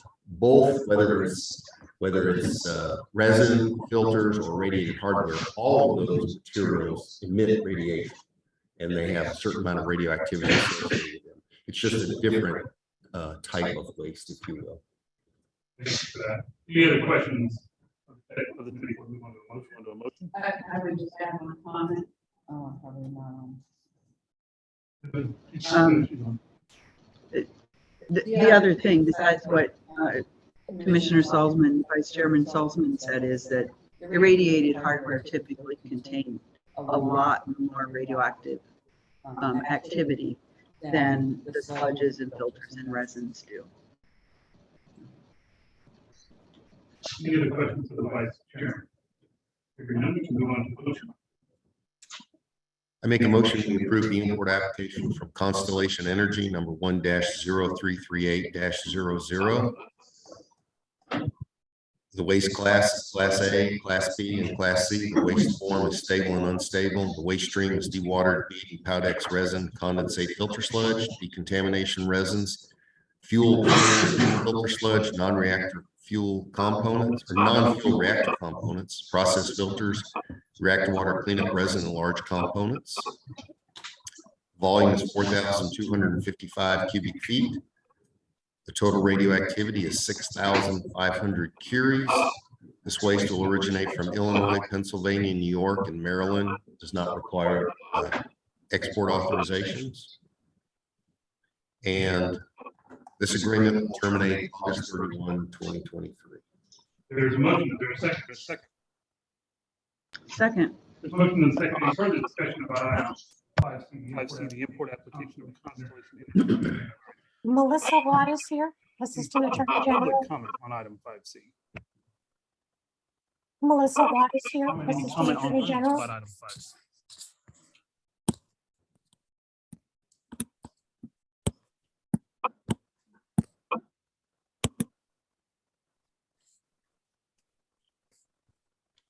This one, you have your hand raised? Yes, I do. Can you hear me? Here. One second. Let me turn up the volume. Sorry, let's go ahead now. Yes, just a reminder to board members, commission members who are attending the meeting by Zoom. In order to speak at the meeting or vote on the meeting, the cameras must be on and their face must be visible and their voice audible. So that's just a reminder to those commissioners whose camera is not on, please. Okay, thank you very much. Sonic's not, he can't do it. His camera's not. This is Dick Sardik. I have no choice. I have, But Monty, you're here in person, so you count. my machine is not allowing the video and I have no choice. And that's, you know, it's a crazy rule, but, I can listen and I can go down. And I can So I think even if we have problems with our online commissioners, we will. we will not. Okay. So there's a motion and a second. Is there any further discussion about item 5C? Any other public comment on 5C? Hearing none, we'll move on to a vote. All in favor of the motion to approve the import application of Constellation Energy represented in item 5C on our agenda, please indicate so by saying aye. Aye. Aye. Opposed, no. Motion passes. With that, we'll move on to item 5E, which is the import application for Westinghouse Electric Company. Again, this is a non-irradiated hardware application, so it will not be subject to the contingent carry program. Now we'll turn it back over to Vice Chairman Sullivan. The technical committee has received and reviewed an import application from Westinghouse Electric Company LLC. This application was received May 6, 2022. It's number 1-0339-00. In this case, Westinghouse is a generator requesting authorization to dispose of waste in accordance with the Act. They have requested authorization for Class A unstable filter media, shredded wood, compacted trash, DAW, biosolids, fire brick, cement, IFBA, sand, plastic, other miscellaneous non-metallics, and sludge. Those waste streams were approved for disposal at the facility via letter correspondence from TCEQ dated July 1, 2022. Westinghouse has requested authorization for 25,000 cubic feet and 150 curies. We received no comments on this application. These materials will originate from the state of South Carolina, which is located in the Southeast Compact and does not require export authorization. And they have requested an authorization for a 1-year period, or actually, in this case, they did not indicate. So, oh, they did email. Okay. This The fiscal rest- year, not the next fiscal so it's going into calendar or fiscal year current. That is correct. They requested an agreement with an expiration date of August 31, 2022. Okay. So what, 5 weeks, maybe 5.5 weeks from now. The technical committee recommends approval, and I'd be happy to answer any questions. Any questions? Based on the volume and the curie amount, presume this would be evaluated for direct road cell disposal. If that's the case, then we move forward. I mean, if they thought for sure they were going direct to sub, they would not be asking for an import application from us. Yes, but they'd be evaluating for the record cell. Class A, 25,000 cubic feet, 150 curies. It's ultimately obviously up to the generator, correct? I mean, they make that decision. Y'all can make whatever recommendation you want, but they get to decide if they want to put it in the compact waste facility or the record facility. Right, generator can, even if it qualifies for the record cell, they can elect to put it into the compact waste facility. In like this very large volume, and will certainly be evaluated towards this. John, you used the term that I'm not. What is a biosolid? I would be speculating if I told you exactly what that was. But does that mean could that mean biological in the sense of animal carcasses or something like that? It could. I believe the facility is allowed to take animal carcasses if they are packaged in a manner that is acceptable to TCEQ. Treated biologically. Any other questions for the Want to do a motion? Hearing none, we can move on to a vote. I make a motion that we approve the import application from Westinghouse Electric Company, number 1-0339-00. The waste class is Class A. The waste form is unstable. The waste stream is filter media, shredded wood, compacted trash, DAW, biosolids, fire bricks, cement, IFBA sand, plastic, other miscellaneous non-metallics, and sludge. The volume is 25,000 cubic feet. The total radioactivity is 150 curies. This waste will originate from South Carolina and does not require export authorization.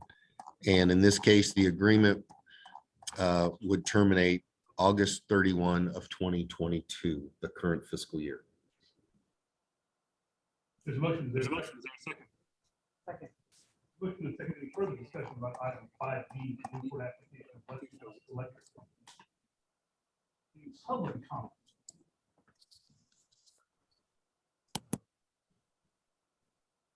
Hearing none.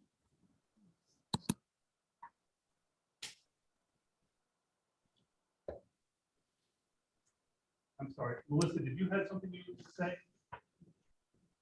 Oh, okay. Hearing no other public comment, we'll move on to a vote. All in favor of the motion for item 5B, the import application of Westinghouse Electric Company, please indicate so by saying aye. Aye. Aye. Opposed, no. Motion passes. We're now on to item 5E, the import application of Perma-Fix, Florida, which again is a non-irradiated hardware application that will not be subject to our contingent carry program. Now I'll turn it back over to Vice Chairman Sullivan. The technical committee has received and reviewed an import application from Perma-Fix of Florida. It was received May 16, 2022, and it's number 1-0340-00. In this case, Perma-Fix is a broker who's a licensed waste processor and collector requesting authorization to dispose of waste in accordance with the Act. They have specifically requested authorization for Class A and Class B stable sealed sources in containers. And that waste stream was approved for disposal at the site via letter of correspondence from TCEQ dated July 1, 2022. They've requested authorization for 350 cubic feet and a total radioactivity of 500 curies. They have indicated that this waste would originate from all states, including Puerto Rico, except for those in the Texas Compact. And I would note that any waste from the Northwest, Southwestern, or Rocky Mountain compacts will generally require export authorization. I say generally because it is in, there is legislation specifically in both the Southwestern and Rocky Mountain compacts that require export authorization. The Northwest Compact does not have specific legislation requiring it, though they do request that from their in-state generator or their in-compact generators. To date, those export authorizations and generator authorizations have not been submitted to the commission, so they would have to be submitted at a later point. The commission received no comments on this application, and they have requested a one-year agreement with a termination date of August 31, 2023. Couple of questions. They say it's not, they say all states except the Texas Compact, and then they say not small. Jeff, could you turn on your microphone? Oh, I'm sorry. Can you hear me now? Yes. Okay. Just a general question. They say it's not small quantity generator, so I'm presuming some sort of, and then all states except the Texas Compact. So I'm assuming there's some amount of it that would be eligible to go to the Barnwell facility. And do we need to do anything about that? Theoretically, at least. My understanding is facilities or generators that are located or that could use the Barnwell facility are not obligated to use the Barnwell facility. It's by choice. They have a rather complicated system that has to do with paying money into to help help operate that facility, but they are not required to use that facility. Okay. And everything we've heard from the director of that compact is that they do not have any objection.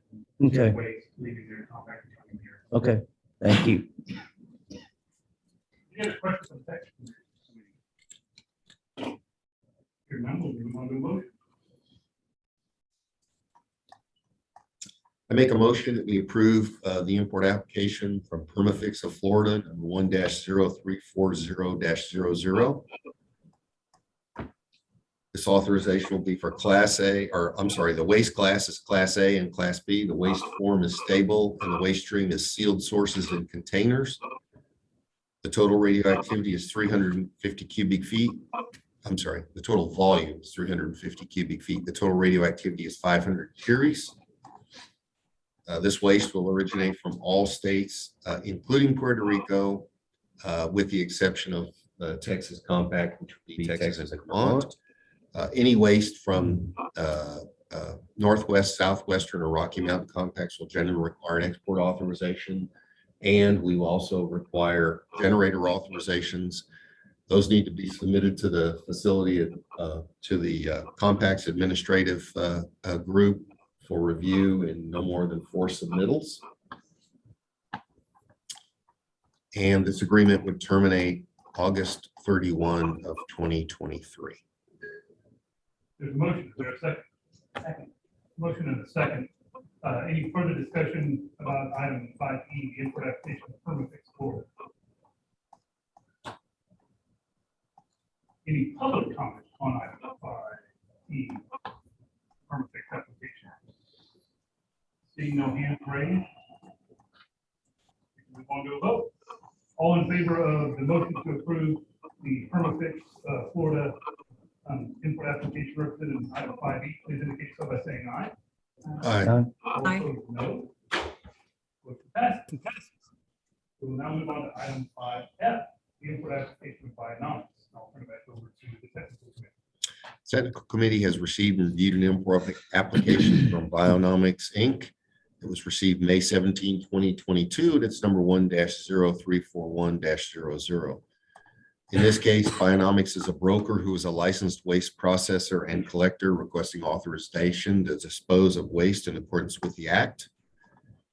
They have specifically requested authorization for Class A, Class B, and Class C stable and unstable sealed sources in containers, including depleted uranium shielding, either separately or used to shield sources. Those waste streams were approved for disposal at the site via letter correspondence from TCEQ dated July 1, 2022. They've requested authorization for 350 cubic feet and 1,000 curies of radioactivity. The commission received no comments on this application. The waste will originate from all states except those in the Texas Compact, but including Puerto Rico, Hawaii, and Washington, D.C. And again, I would note that any waste from the Northwest, Southwestern, or Rocky Mountain compacts will generally require export authorization, and those have not been submitted to the commission to date. The Bionomics has indicated that this waste will be from small quantity generators, and based on the information provided, we would concur. So long as it does not include any nuclear utility waste. And they've requested a 1-year agreement with the termination date of August 31, 2023. Technical committee recommends approval, and I'd be happy to answer any questions. John, I know we answered this question before, but Puerto Rico is considered domestic waste, correct? That is correct. Obviously, the reason there, for anyone who might ask that, there is an express prohibition that this site cannot take waste of any international origin of Puerto Rico because it is a U.S. protectorate. I'm assuming. Similar to other Guam and some The other Pacific places. Islands. Right. One other point, rather than me try to bundle it, I'll ask John to explain it. For those that maybe aren't familiar with the process, can you give a very short overview of what a broker really is and why they are vital to this industry? Yeah.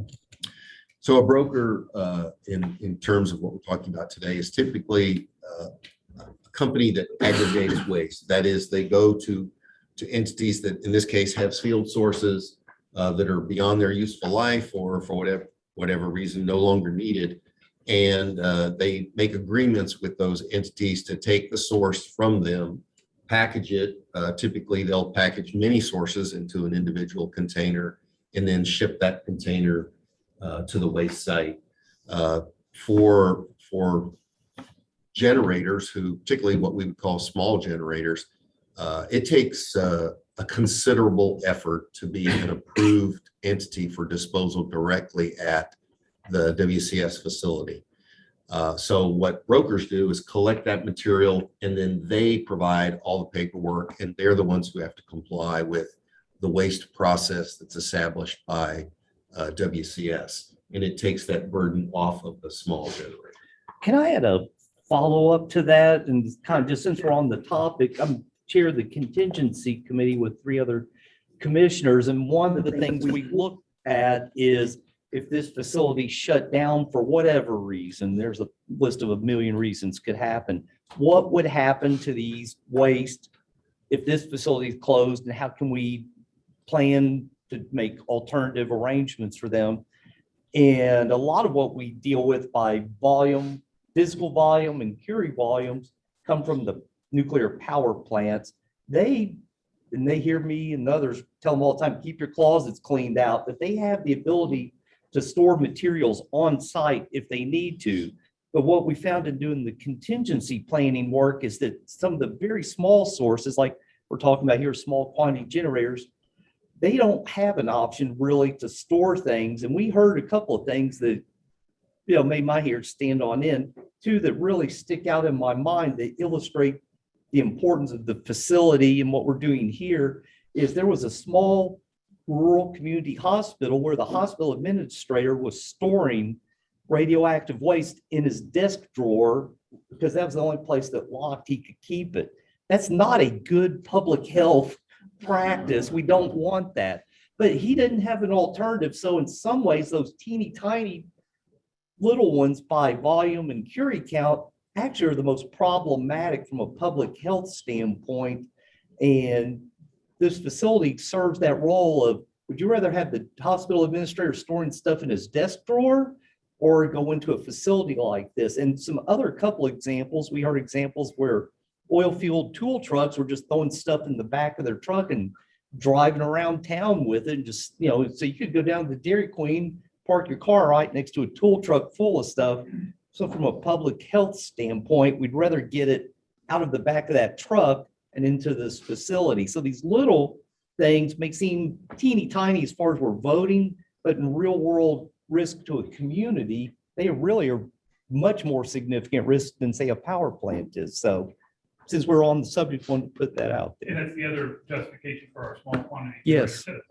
Is to ensure that those kinds of people always have a spot during the disposal year and within that 275. Any other questions of the technical committee? Hearing none, I think we can go into a motion. I make a motion that we approve the import application from Bionomics number 1-0341-00. Waste class is Class A, Class B, and Class C. The waste form is stable and unstable. The waste stream is sealed sources in containers, including depleted uranium shielding, either separately or used to shield sources. The volume is 350 cubic feet. The total radioactivity is 1,000 curies. The waste will originate from all states except Texas and Vermont, but including Puerto Rico, Hawaii, and Washington, D.C. Bionomics will be required to provide export authorizations for any waste from the Northwest, Southwestern, or Rocky Mountain compacts. In addition, they need to provide the generator authorizations. That information needs to be provided to the commission in no more than 4 information packages. And this agreement would terminate August 31 of 2023. And it would be considered as a small quantity generator set aside. There's a motion. There's a second. Second. Motion and a second. Any further discussion about item 5? The input application of Bionomics. Any public comment on item 5? And again, if you're online, please use the raise hand function. Seeing none, I think we can move on to a vote. All in favor of the motion to approve the import application of Bionomics represented in item 5F in our agenda, please indicate by saying aye. Aye. All opposed, no. Motion passes. We can now move on to item 5G, which is the input application of Dominion Energy. And I'll turn it back over to Vice Chairman. The technical committee has received and reviewed an import application from Dominion Energy dated May 17, 2022. It's number 1-0342-00. In this case, Dominion Energy is a generator requesting authorization to dispose of waste in accordance with the act. They have requested authorization for Class B and Class C stable and unstable bead resin, mechanical filters, and dry active waste. And those waste streams were approved for disposal at the site via letter of correspondence from TCEQ dated July 1, 2022. They've requested authorization for 600 cubic feet and 600 curies. The commission has not received any comments on this application. The waste will originate from Virginia, which is located in the Southeast Compact and does not require export authorization. And they have requested a one-year agreement with the termination date of August 31, 2023. Technical committee recommends approval. I'd be happy to answer any questions. Any questions for the next on item 5G, import application of Dominion Energy?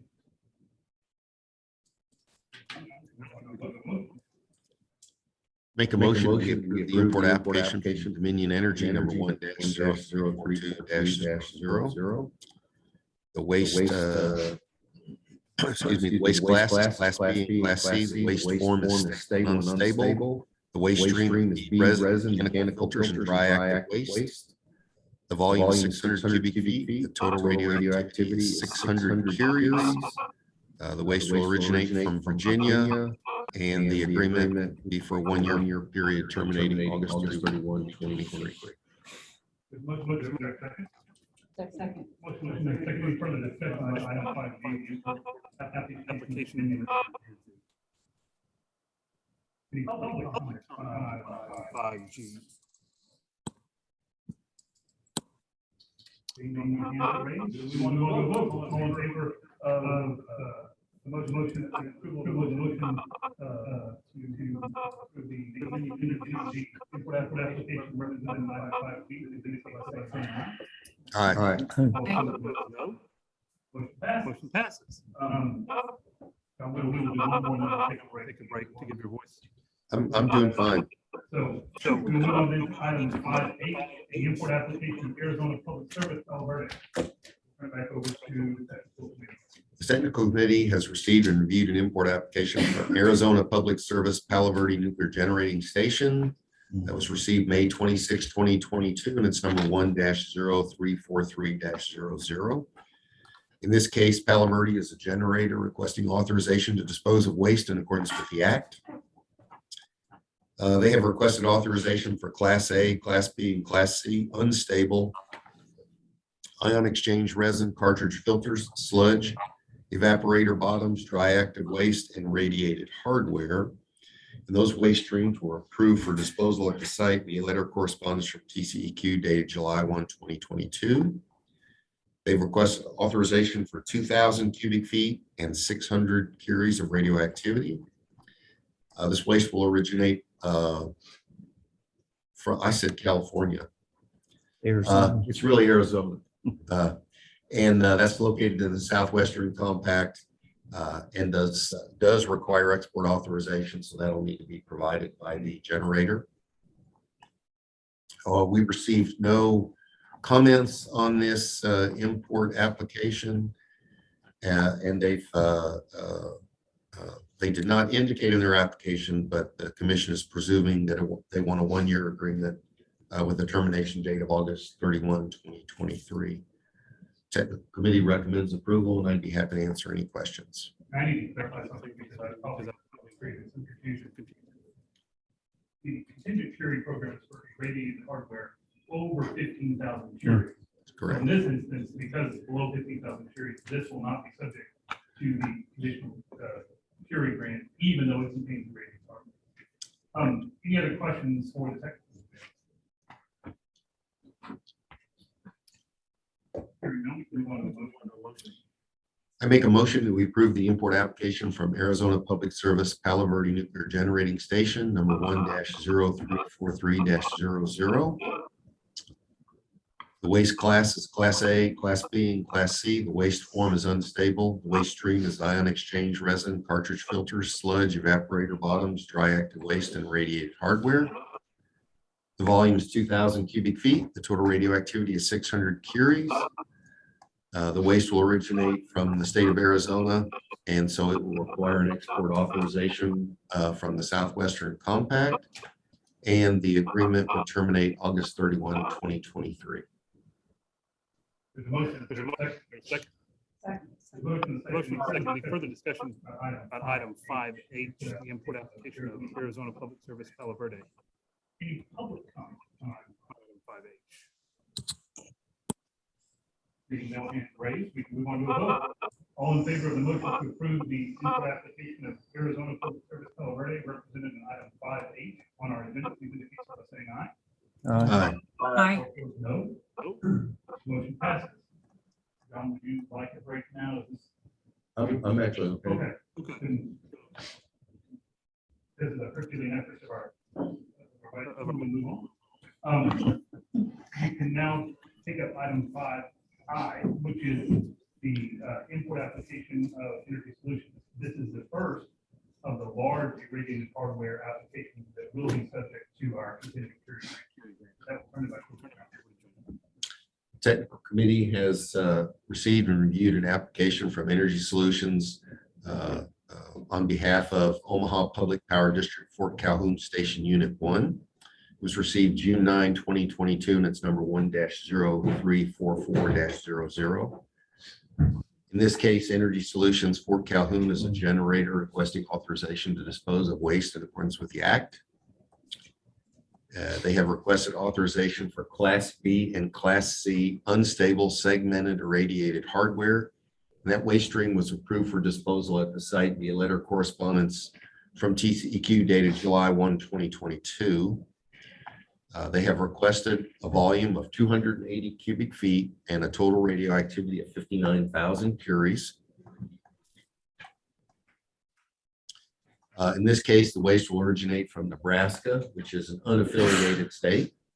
The commission has received no comments on this application, and the agreement would be for a one-year period, with a termination date of August 31, 2023.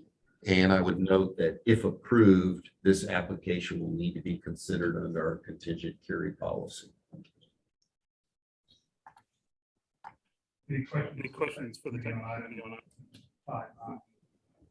Just a comment, Fort Calhoun is actually a shut down nuclear power plant, so this would be part of their decommissioning process of operation.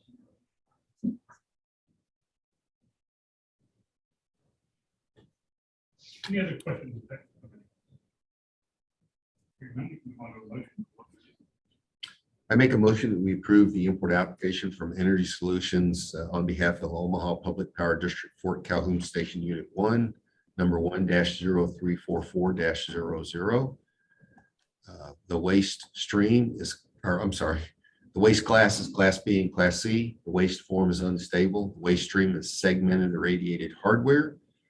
The volume is 280 cubic feet. The radioactivity is 59,000 curies, but those will be treated as a contingent approval. This waste will originate from the state of Nebraska, and the agreement would be for a one-year period terminating August 31, 2023. There's a motion. There's a motion. Second. Any discussion of 5I, the import application of Energy Solutions. By the way, this is the first of multiple applications. The public comment on item 5I. Yes, ma'am.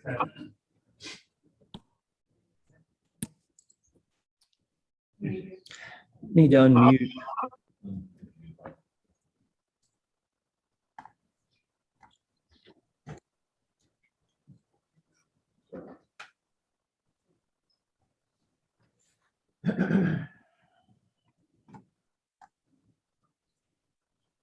Oh, there, I'm sorry. I thought, my apologies. I just have a question on this item. So this is irradiated hardware. Is that accurate?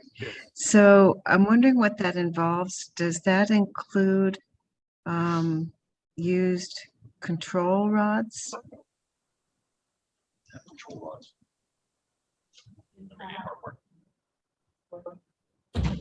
Yeah, so radiant hardware in this case would be reactor vessel internals, because it is decommissioning. Not necessarily, no, it would not necessarily include control rod blades in this case. For operating power plants, what we do see is control rod blades for shutdown nuclear power plants. There can be control rod blades, but in this record. And so what does that mean? Just metal that, I mean, my understanding of reactor internals is it's metal that might have been in there like 40 years. I mean, this is a very hot import application. I mean, the waste is compared to some. The reactor vessel internals are parts of the reactor, metal parts of the reactor have been irradiated. And because they've been irradiated, they have typically many short-lived gamma emitters that are present in them. So initially higher dose decay fairly quickly to absorb. Is this including greater than Class C? Thank you very much.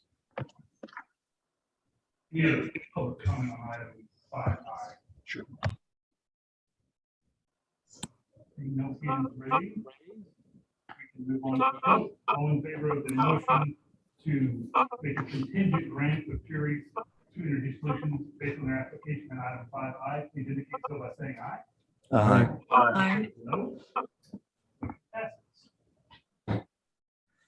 On the next item is item 5J, which is the import application of Indiana, Michigan Power DC Cook Plant. Over to our vice chairman. The technical committee has received and reviewed an import application from Indiana Michigan Power DC Cook Plant. In this case, it was received June 13, 2022, and it's number 1-0345-00. DC Cook is a generator requesting authorization to dispose of waste in accordance with the Act. They have requested authorization for Class A, Class B, and Class C stable and unstable resin media, charcoal media, dry active waste, mechanical filters, and metal. And those waste streams were approved for disposal at the site. A letter of correspondence from TCEQ dated July 1, 2022. They have requested an authorization for 1,000 cubic feet and 600 curies of radioactivity. The commission has received no comments on this application. I would note that the waste will come from Michigan, which is also an unaffiliated state.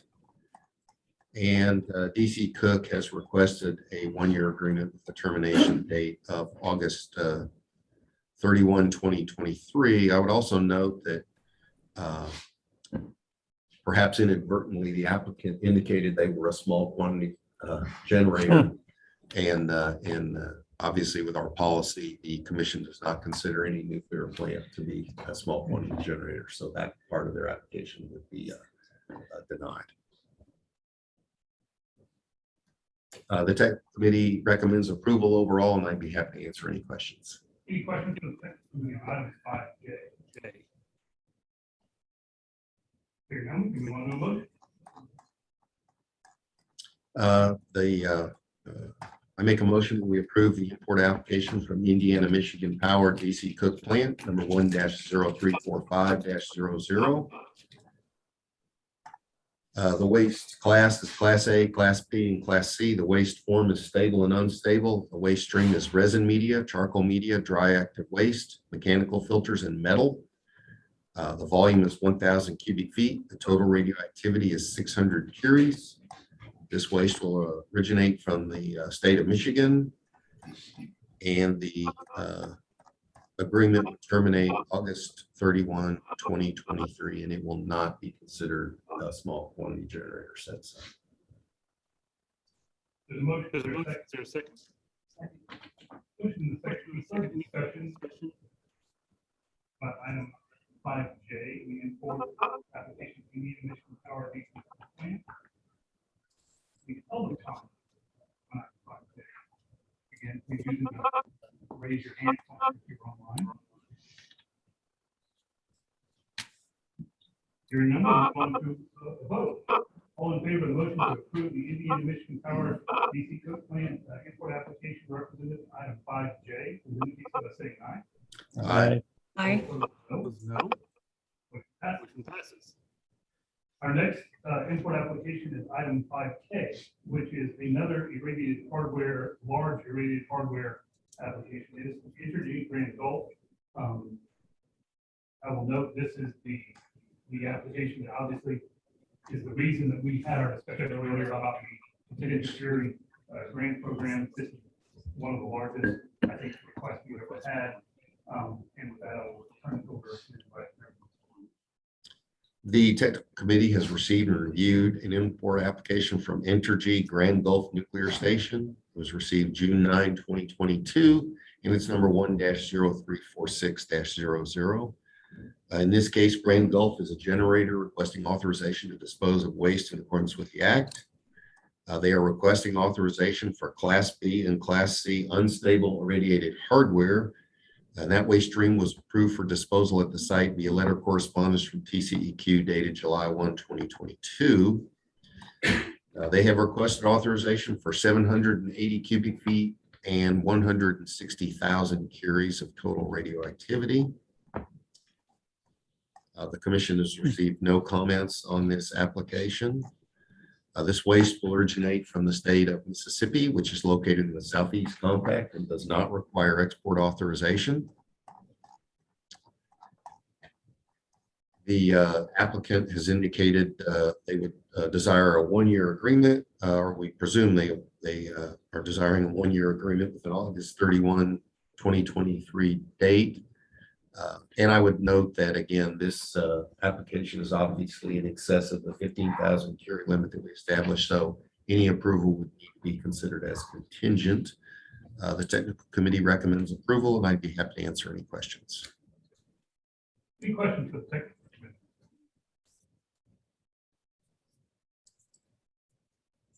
John, with a curie, potential curie content of 160,000, how many shipments could that be? I would expect multiple, probably at least 3 or 4. It really depends on the radiation dose rate from the container. And once they put it inside the shipping cask, you are limited by Department of Transportation rules as to the radiation dose rate that can be on the outside of that shipping container. And so obviously for efficiency, they put in as much as they can, but they are limited by the rules as to what the radiation dose rate is. So that really constrains, if you will, how much they can put in cask, and that's dependent upon many factors. But I'm guessing at least 3 or 4 shipments, but perhaps WCS has even better information. And is it something is it a kind of campaign that would happen on consecutive days, or would they be spaced out with weeks in between each shipment? Yeah, so a fuel pool clean out project is a very complicated and costly project for a nuclear utility.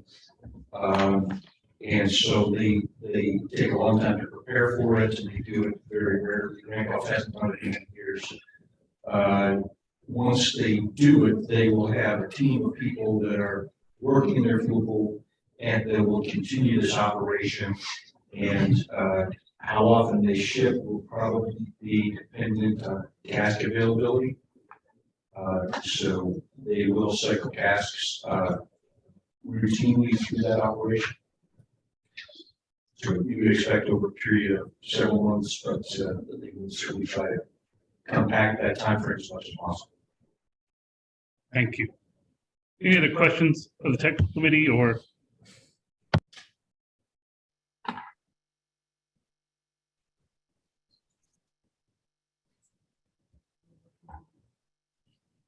So I think we can move on to a motion.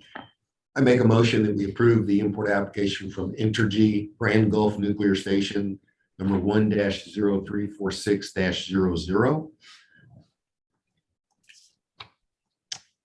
The waste stream, I'm sorry, the waste class is Class B and Class C. The waste form is unstable. The waste stream is irradiated hardware. The volume is 780 cubic feet. The total radioactivity is 160,000 curies. The waste will originate from the state of Mississippi, which does not require export authorization. The agreement would terminate August 31, 2023. And in this case, these curies will be treated as contingent. There's a motion, is there a second? Second. Motion and second, any further discussion about the items represented 5K on our agenda? Any public comment on item 5K? Here's none, we'll move on to the vote. All in favor of the motion to contingently grant series to Entergy Grand Gulf as requested in item 5K on our agenda, please indicate so by saying aye. Aye. Aye. Opposed, no. Opposed, no. Motion passes. I propose a new motion.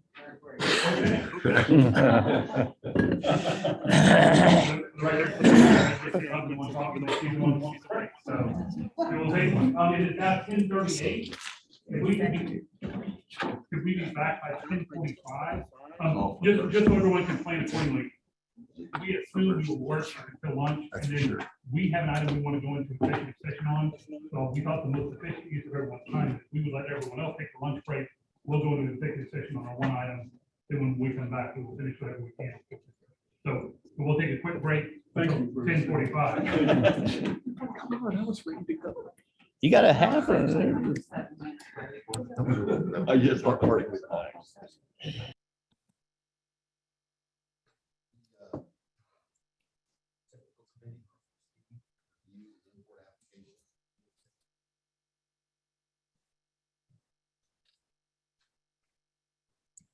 Volume on, there we go.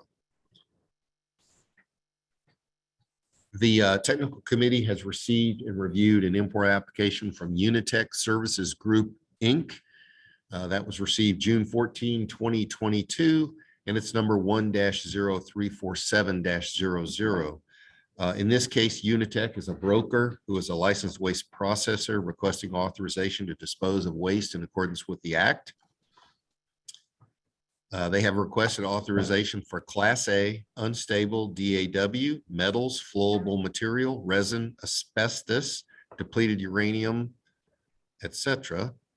As indicated in letter, and that waste stream was approved for disposal via letter correspondence from TCEQ dated July 1, 2022.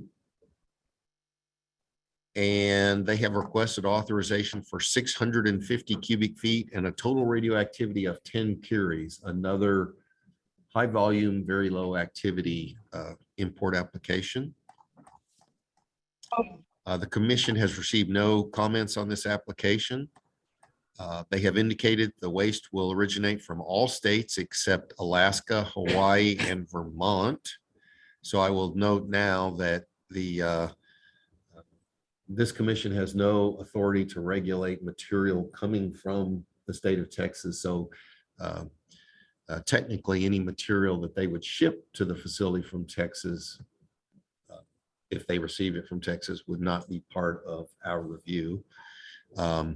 Any waste that would originate from the Northwest, Southwestern, or Rocky Mountain compacts will generally require export authorization. And to date, they have not provided those, so they would need to provide those authorizations, generator authorizations and export authorizations.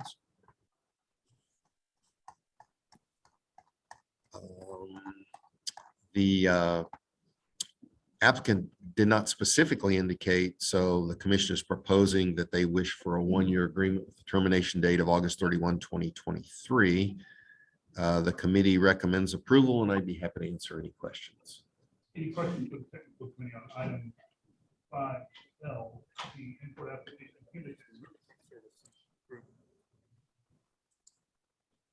Hearing none, we can move on to a motion. I make a motion that we approve the import application from Unitech Services Group, Inc., number 1-0347-00. The Class A, or the waste is Class A, waste class is Class A. The waste form is unstable. The waste stream is DAW, metals, flowable material, resin, asbestos, and depleted uranium. The volume is 650 cubic feet. The total radioactivity is 10 curies. This waste will originate from all states except Alaska, Hawaii, Vermont, and Texas, at least in terms of what this commission is making an authorization for. Any waste from the Northwest, Southwest, and Rocky Mountain compacts will need to include a export authorization and generator authorizations. That material needs to be provided to the commission administration in no more than 4 submittals. And the agreement would be for a 1-year period terminating August 31, 2023. Here's the motion. Is there a second? Second. This motion is second. Any further discussion about item 5L? Any public comment on 5L?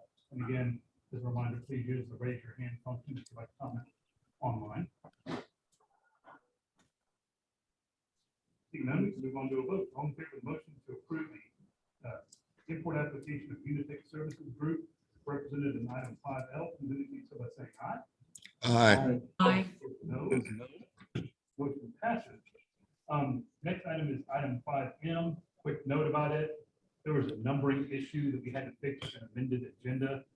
The correct number for this is 1-0348-00.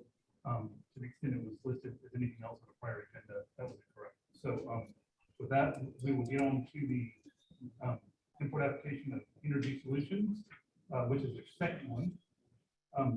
That is represented in item 5N, and we'll turn it back over to the technical.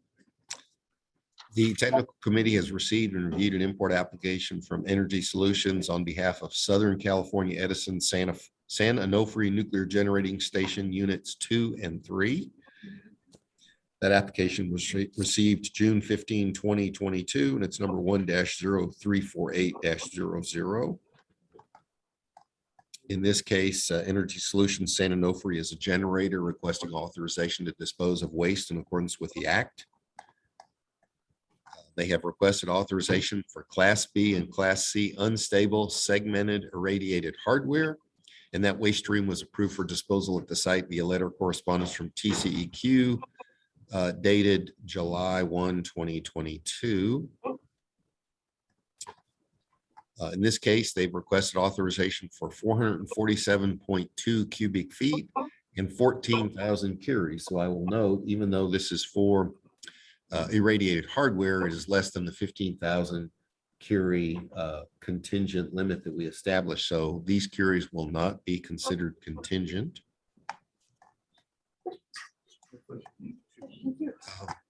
The waste will originate from California, which is located in the Southwestern Compact and does require export authorization. The commission has not received any comments with regard to this application. And the agreement would be for a 1-year period of termination date of August 31, 2023. The technical committee recommends approval, and I'd be happy to answer any questions. I forgot to mention this earlier, that this application is a good time to do it. With any large application, whether it be under the 15,000 radiant hardware, or any other application for that matter, if we get close to our 275 cap, what we think our plan is going to be is to keep in contact with these generators and see if their numbers have tightened up as the year progresses. So for instance, on this one, if we grant 14,000 curies and we get to the midpoint of the year and we see that we're going to be close to 275, we will reach out to them and make sure they're still going to use that 14,000. And if they know for sure they're not, we will ask them to issue a letter that says, we initially asked for 14, but now we think we're only going to use 7. Therefore, we agree to release 7,000 curies that were previously granted to us. that can be a way that we can recapture some carries if we get into a position where we are getting close to the 275. So that is not necessary. That will be a process, not necessarily a rule, but it will be a process that I think we'll try to employ. And we have employed actually in the past, just to try to keep the Curie allocation as tight as possible and make sure we make use of every Curie that we can. And just to put a finer point on it, the 275,000 limit is the amount actually delivered through the gate, as opposed, so we could go way above that for approval, but then we coordinate with the operator, the facility. But the 275 cap is the really going into the disposal. And the reason I just get up with it, because it won't be a contingent Curie, but it will be a large allocation of Curie. We will keep up with them to try to see if they can give us any of those Curies back as they proceed through the year. Should we, since this was kind of on the border, I mean, that 15,000 is not a hard and fast rule. Should we consider something like this and put it into the same category? I'm just asking philosophical question You here. say it's not a hard and fast rule. We debated Yeah. the cutoff point pretty intensely. I don't remember how we got 15,000, but John, do you? Was that- It was a lengthy discussion and debate. And 15,000 was, from a scientific standpoint, was the number that you all thought was where the significance started. Right. I think there's a little sensitivity right now because the number of applications. But if you create a cutoff point, I think you should.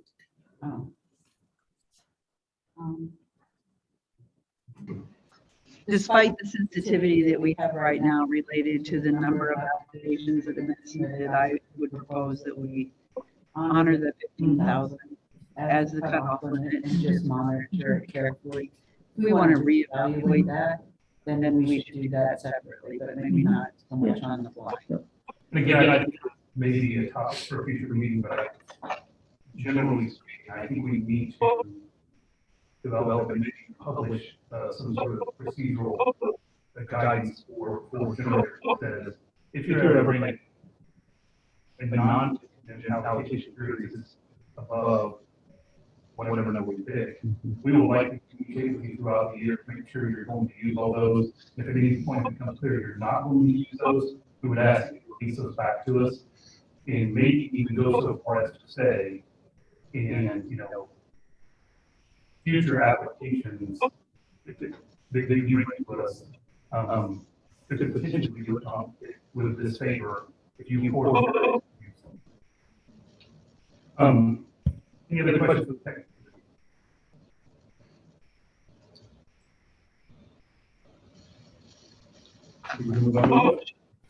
I make a motion that we approve the import application from Energy Solutions on behalf of Southern California Edison San Onofre Nuclear Generating Station Units 2 and 3. It's number 1-0348-00.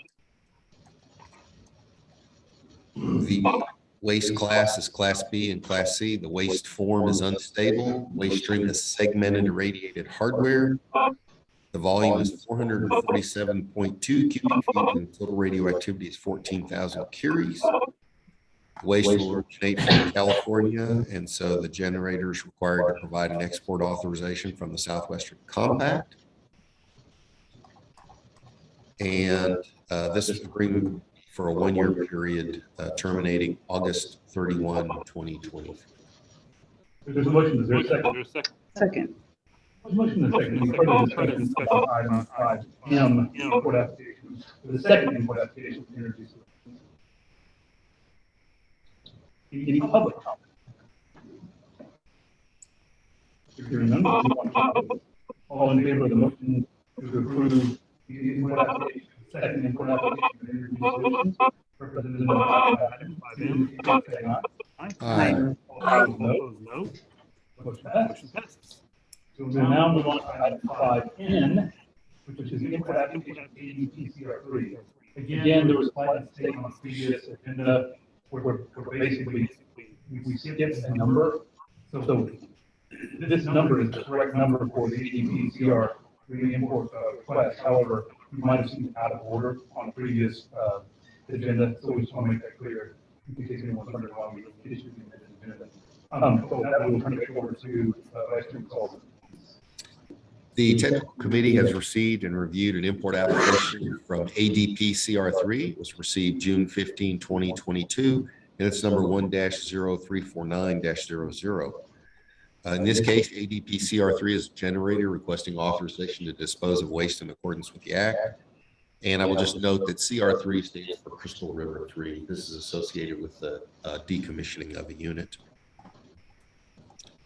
They've requested authorization for Class A, Class B, and Class C unstable power plant decommissioning waste, DAW, resins, and carbon, garnet material, sludge, filters, and sources. And those waste streams were approved for disposal at the site via letter correspondence from TCEQ dated July 1, 2022. They've requested authorization for 4,000 cubic feet and 150 curies. So again, a relatively low activity waste.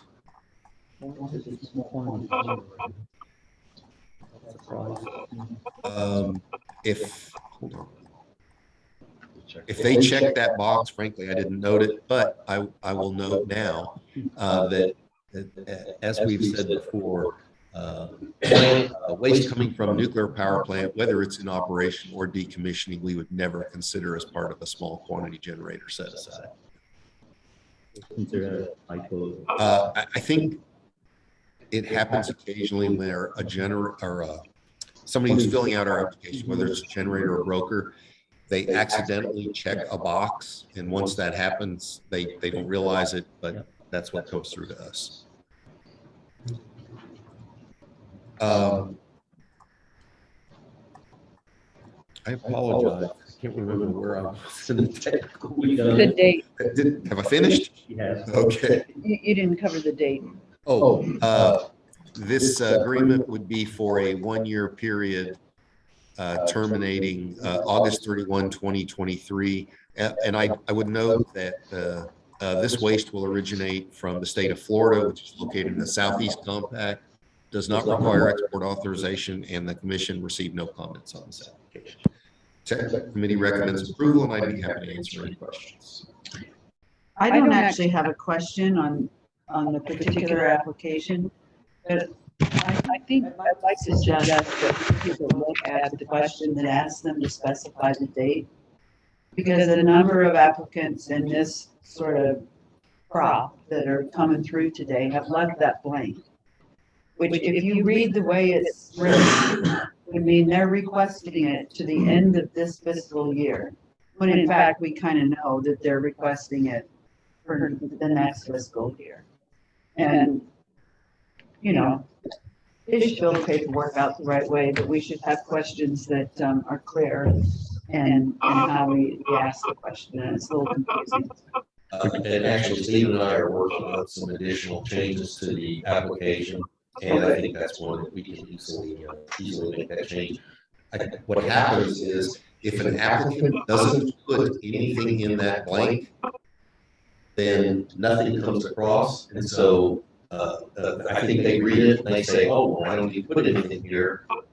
They don't put anything, so we don't get any information. With a slight change, we can fix that. Maybe we can remind applicants about not checking the small quantity generator set aside as well. And I would add another thing, whenever they check that box, I email to make sure we clarify what their request is and what they're asking for. So I have an email record on any confusion if they don't answer that question and all these things. And I might add, Commissioner Mundy, you asked in regard to this particular generator and decommissioning for a schedule from them. I have asked them to give me a schedule for when they're planning to do that. They have not sent that back to me, but they have told me that they will. And I will send that to you and the rest of the commission whenever I receive that. Any other questions of the technical committee? Well, why don't you wait until the public comment? We're getting there close. Seeing no other questions, we can move on to a motion.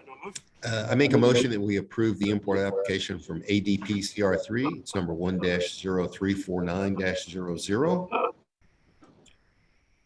The waste class is Class A, Class B, and Class C. The waste form is unstable. The waste stream is power plant decommissioning waste, DAW, resins and carbon, garden material sludge, filters and sources. The volume is 4,000 cubic feet. The radioactivity is 150 curies. The waste will originate from Florida and does not require export authorization. We will not treat this as a small quantity generator set aside. And the agreement will be for a 1-year period terminating August 31, 2023. If there's a motion, is there a second? Second. Motion and a second. Any further discussion about item 5N? Public comment. Yeah, after this. Any other discussion among the commission about item 5? Any public comment? Yes, please come to the floor.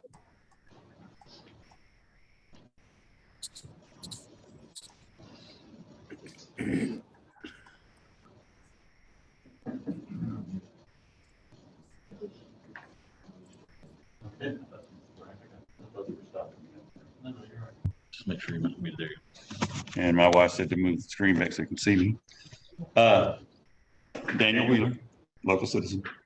I made a comment to somebody that said, suggested that I get it on the record. That again, there's a lot of laymen. They don't understand how you function. They don't understand the amount of radiation that you're talking about. They sometimes think that it's accumulative. That if you have a cast and it's a cast, they're going to react with each other, cause you a problem. It probably needs to be made clear to them how that actually functions. If you get close enough to each other, you can have some heat exchange, but it's always diminishing. It's going to be a situation. They don't understand. They see it go down the highway. It's got a reactive sign on it. They think, is that hurting me? They don't know what you're emitting.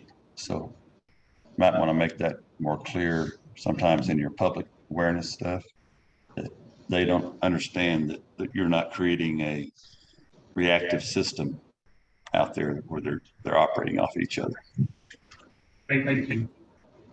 Those are important issues, and I think the I'm still phasing in. public campaign and information that Judge Falcon talked about is really going to help answer a lot of those questions.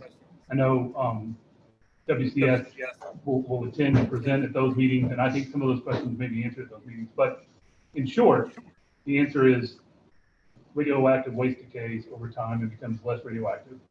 And there's a very, very complicated technical explanation for that, and it happens at different rates. However, it is always decaying. So, and as far as I know, radioactive waste next to each other does not cause any additional reaction of any kind. It does not add to or have any impact on the radioactiveness of any waste. These things, each one of these are containerized, and so the containers are stacked up. It's not like municipal landfills where they just dump it on top of each other. So it's segmented, at least a certain. Well, rather than try to address it on the fly, I would propose that if you do a community engagement, you invite WCS to address some of these questions. We'd certainly like to entertain those same kind of questions as a commission. We don't have materials prepared that I'm aware of, but I hear you loud and clear. I think what you're asking for is some public education on radiation, transportation of radioactive material, and what kind of hazards it presents. In our earlier discussion, you mentioned interest in how a nuclear power plant works. And it's important when you convey information like that, that you take a minute and gather your thoughts and make sure that what you're presenting, you don't say off the cuff and you put misinformation out by accident, because then that just causes more confusion. But it'd be good to prepare those types of materials. And I know WCS has some of those materials already prepared, but the commission could look at that as well. And Mr. Carlson actually used some examples yesterday with us that's very informative. Some of this radiation can be shielded with something as small as a single piece of paper. Some of it can be done with a piece of tinfoil. Some of it requires steel or concrete, but different levels of radiation can require that. But anything that's shipped to the site is properly shielded in a container that does not allow that radiation to affect those within a certain distance of it. So In the law we operate under, the things going into the facility we oversee under law by the statutes must be containerized. It can't just be done. Listen, just a comment back, if that's all right. Sure. Well, I just wanted to add a comment that John. Sure. They generally don't have, some of them don't even have access to computers to look up their information. But when we're doing daytime stuff, they're not here. Right. So they make assumptions that, like my age, you know, they wouldn't just for nuclear war, that's not gonna help. So they don't have a proper guidance where to be. And I think that's some of the things you gotta have somebody help. It doesn't would love to be that person that takes care of that, because they're directly affects them globally. But you have, I guess, that's what we do. You with that. Yeah. And this thought will get you in a minute, but I think Commissioner Morris wanted to say something. Thank you. You know, John mentioned that he and I both are health physicists. Hang on 1 minute. Stand by, Linda.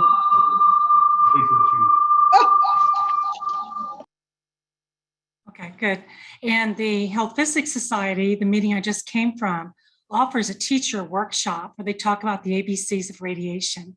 And that's something that can be arranged for independently of this commission if your community is interested and some of your teachers are interested.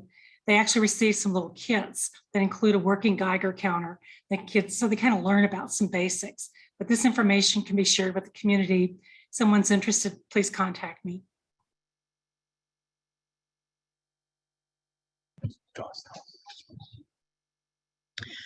I would like to make a recommendation. I'm Susie Bell Gosley with the League of Women Voters, speaking on behalf of the public. I would like to recommend that the commission write the materials or the facts in a resource document and have the documentation of the source of that information. The commission is supposed to protect the public as well as help the industry. They're not the sales, this group is not the sales committee to promote the industry. So an independent documentation with resources and academic sources are the best way to create credibility and build trust with the information that is given. So, for example, I know that the NRC has reported that if a person stands within 6.5 feet of one of the containers of this high-level radioactive waste, if they stand for 1 hour within 6.5 feet, they will get the equivalent of 1 chest X-ray. Those are the kinds of pieces of information that need to be documented in a fact sheet with the source of that information. And that material, that information I just gave you is from the NRC. So that's just one example. Thank you. Thank you.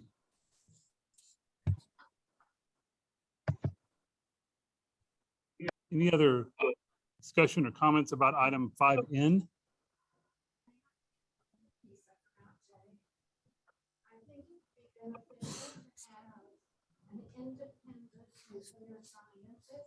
Consults with this committee and attends these meetings so that you are sure that you get accurate information. Thank you. Ms. Gosling, and I would encourage you to make sure that your elected officials know that when it comes. I would be most happy to do that. Thank you. Always ask for that. Again, any additional comments or discussion on 5N? Hearing none, I think we can move on to a vote. Motion to approve the input application of ABP CR3 represented in item 5N. Please indicate so by saying aye. Aye. All opposed, no.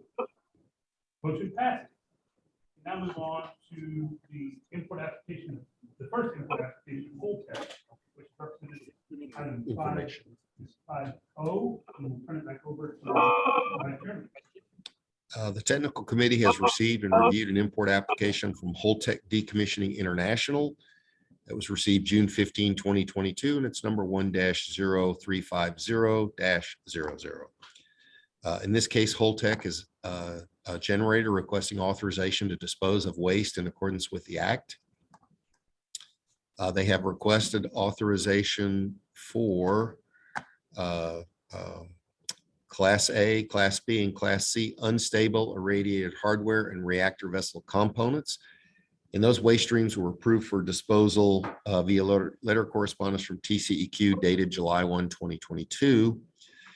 They have requested an authorization for 80,000 cubic feet and 10,000 curies of radioactivity. And again, I would note they've requested authorization for radiated hardware and reactor vessel components. However, this is less than our 15,000 curie contingent limit. We have received no comments on this application. The waste will originate from Massachusetts, New Jersey, and New York. New Jersey is located in the Atlantic Compact, and the other states are unaffiliated. And the Atlantic Compact does not require export authorization. And I will note, they actually have a disposal site. However, entities located within the Atlantic Compact are not required to use that disposal facility. They have requested, actually similarly to some others, we are presuming that they are asking for a one-year agreement with a termination date of August 31, 2023. The technical committee recommends approval, and I'd be happy to answer any questions. So John, on this one, it's a very large volume in a large curie.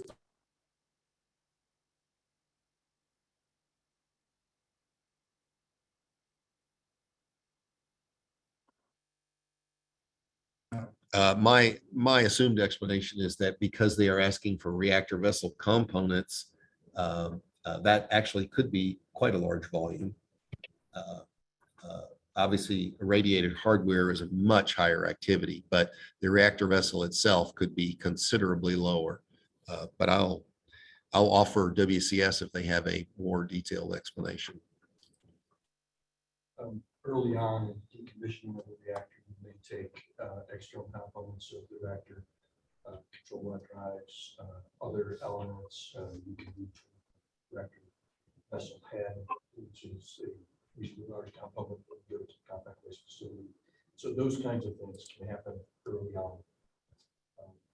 The sites we're talking about here, October and the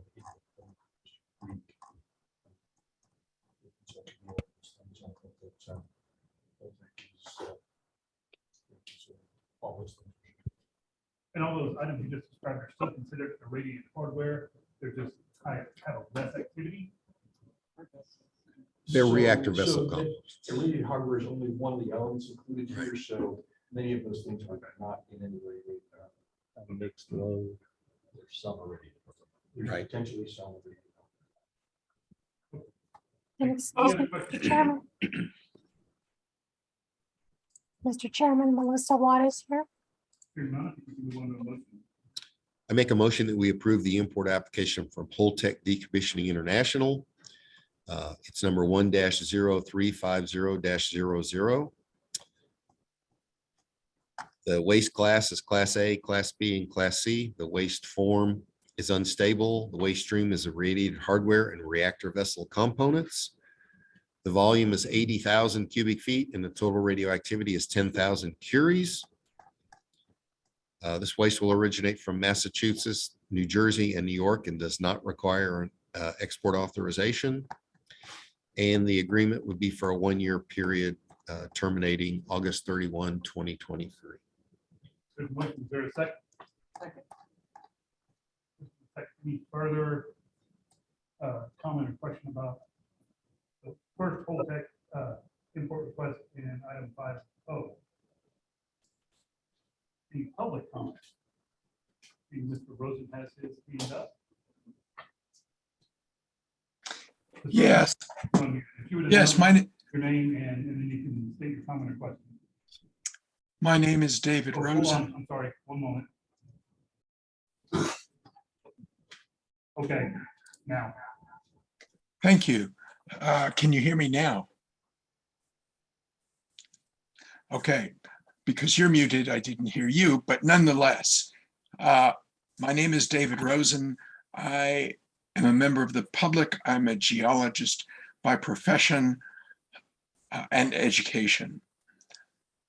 I could not hear WCS's comment because they didn't speak at the podium. Nonetheless, my request as a member of the public is that this be denied because there is an Atlantic Compact which has its own disposal area, and this is a substantial amount of space that will be taken up in the compact, in the Texas-Vermont Compact. My concern is not so much the Curies, though that is always somewhat of a concern, but nonetheless, the amount of space is quite substantial. And I would recommend you turn this down and have them put this in their own disposal rather than transport it across the country 2,000 miles and then dispose it in West Texas. They would have a significantly lower impact if they dispose it in their own local disposal. Thank you. Thank you, Mr. Rosen. We also had a hand raised by Rose Gardner. Ms. Gardner, if you would unmute yourself. Yes, good morning, everybody. I'm from Eunice, right outside this plant you're talking about putting all this material at. And I've got to tell you, I'm very disturbed this morning. I would love to be there, but I've got COVID. Y'all need to be careful. Public there in that room needs to be careful. Number two, the communication, there's a lot of reverberation. So a lot of your stuff kind of is cutting out. And that number three, as I put in the Q&A, I strenuously object to this one. Holtec is working on their own site. Let them worry about their putrid stuff. We won't go into all the curies and the volume because it's the whole idea is this is material that's been in the reactor or close to the reactor or close to those rods. Please rethink this and make it safe for us here in Eunice. By the way, we had 2 minor earthquakes this morning that were felt here. And it happened, it said, I think 50 something kilometers south of White City near Carlsbad. So let's keep in mind the earth is a shaking and the sun is really hot and you're putting all this stuff 5 miles from where I live, and my whole little community is not online today, but I'm speaking for our safety and you guys need to take care of us. You guys are in charge. Deny Holtec their crap. You're already filling that stuff up and wanting more. So stop and think about my community. Thanks so very much. Thank you, Ms. Gardner. We appreciate your comments. Any additional comments or discussion about item 5O, excuse me, 5P, the second decommissioning, Holtec decommissioning.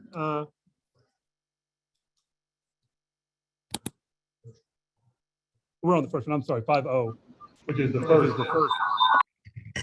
First Holtec.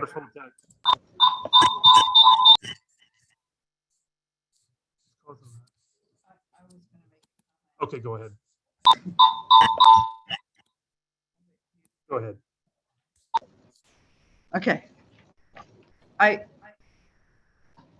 The last two comments, particularly the comment from Mr. Rosen, raises an interesting question that I don't remember us discussing as a commission.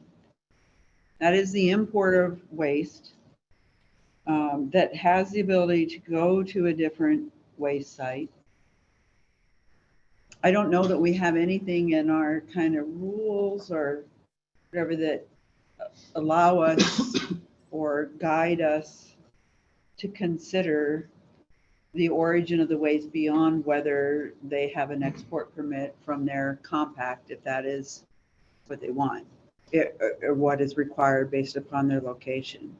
So I guess I'm curious to hear from the other commissioners on how you feel about that comment. A couple of things. It is a question on John's analysis. It says, do they have other available places to dispose? So it's always brought to the forefront. So I think the information is always there. The other thing that we talked about earlier is, in particular, the Atlantic Compact that has the Barnwell site. We have taken multiple sources from the Atlantic Compact. In our communication with the Atlantic Compact, they have said they don't have a problem with it. It does not require an export authorization, from what I understand. So obviously, that is simply informational. I think each commissioner needs to decide if they think the fact that there is another place available for this to be disposed of should influence their vote. That's obviously up to each individual commissioner. But I think on the other side of it, I don't think there's any prohibition in waste coming out of the Atlantic Compact and being disposed of at the Compact Waste Facility here in Andrews. Have we had any other that you recall irradiated hardware shipments that had disposal capability in the Atlantic Compact that we disposed of at here in WCS? So Irradiated. I know for a fact that this is not the first import application from Holtec. We've That we've approved previous ones. I cannot remember specifically what the waste streams were for those previous applications. Sure, I'll speak to that. We certainly have had shipments from the Atlantic Compact that have come in that could have stayed in the Atlantic Compact, and there has been, I'm confident, irradiated hardware from a Holtec decommissioning at those sites. Mr. Carlson, WCS could probably speak more accurately to the background on that, but I'm confident that has happened without looking at my records. Verify. I think we have to do a bit.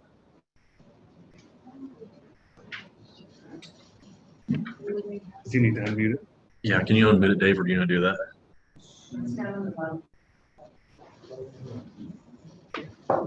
We need better tools if we're going to use these meetings, like better direction. That good? Works. Okay, so in terms of irradiated hardware out of the Atlantic Compact, we'd have to do a record search, and I don't have that right now. In terms of alternatives that are available to the Atlantic Compact, there's three alternatives. One, of course, would be Clive in Utah, one would be Barnwell, and one would be WCS. For the most part, decommissioning waste would not be going to Barnwell. It would be going to one of the facilities that are larger and would have more capacity for that kind of thing. So irradiated hardware, I know, is different. So Commissioner Edwards, your question, but I think in general, Clive is an option for this waste as well. But Clive would only be an option for their Class A waste and not for B and C. Right. Most decommissioning waste is Class A waste. The vast. This is Class A, B, and C.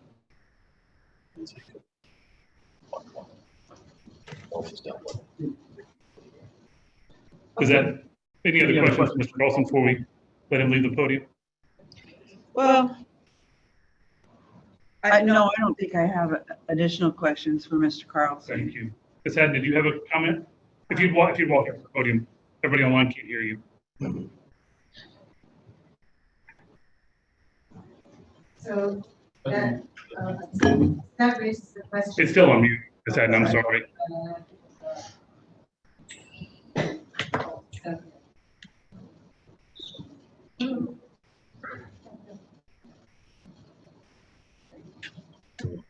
Curtis.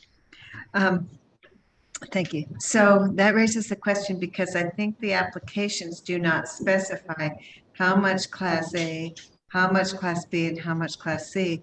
Because in theory, you as a commission could say, we accept the Class B and C portion of this application, but not Class A, for example. So I think it'd be great I would recommend that you would include in your rules that you have the option specifically of denying an application if you feel like that waste should go to another site. Perhaps that could preserve space at this site, which has been an issue all along. Just a suggestion on that front. And I don't know if the applications could in fact specify Class A, B, or C. It might be difficult for the generators and the applicants, but it seems like that would be useful. Thank you. But you raise a good point. Is that possible for people to delineate what is Class A, B, and C? I believe that would put significant burden on the generators, because until you actually put waste into a waste container, it is not, you can't know for sure what the class of that waste will be, at least not with confidence. So if we made them put that in advance, which could be 6 months, 8 months in advance of a shipment, I think it would create a situation where generators would likely then have to come back and amend their import application because the percent, if you will, of A, B, and C would change a little. So I think that would create significant burden. I'm not sure how much it would add beneficially to the process. There was a time historically when we asked people to break down radionuclides, correct? Right, but that was for a much different reason. And we found that was of no value, right? Correct. Can I address Mr. Rosen's question? Sure. Is Mr. Rosen, if you can, I know he can't hear me. Mr. Rose, Jeff Mundy, one of the lawyer commissioners, and to address very briefly your question about limits on the volumes going to the facility, Texas law specifies, and this controls us, that a maximum of 30% can be utilized for out of compact. That means other than Texas or Vermont for import. So we have no authority to alter that. And so that is set by law. We cannot go beyond that. And there's two metrics. There is Curies that we talk about how hot it is, if you will, and then volume. So we've watched two of those and received reports of the 70% that's reserved for in compact. It's allocated 80% to Texas, 20% to Vermont.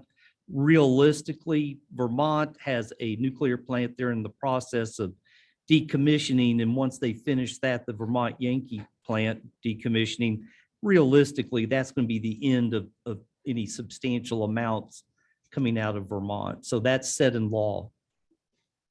Thank you. Thank you. Thank you. Ms. Gardner, I didn't know if you had your hand up from before, if you had another comment.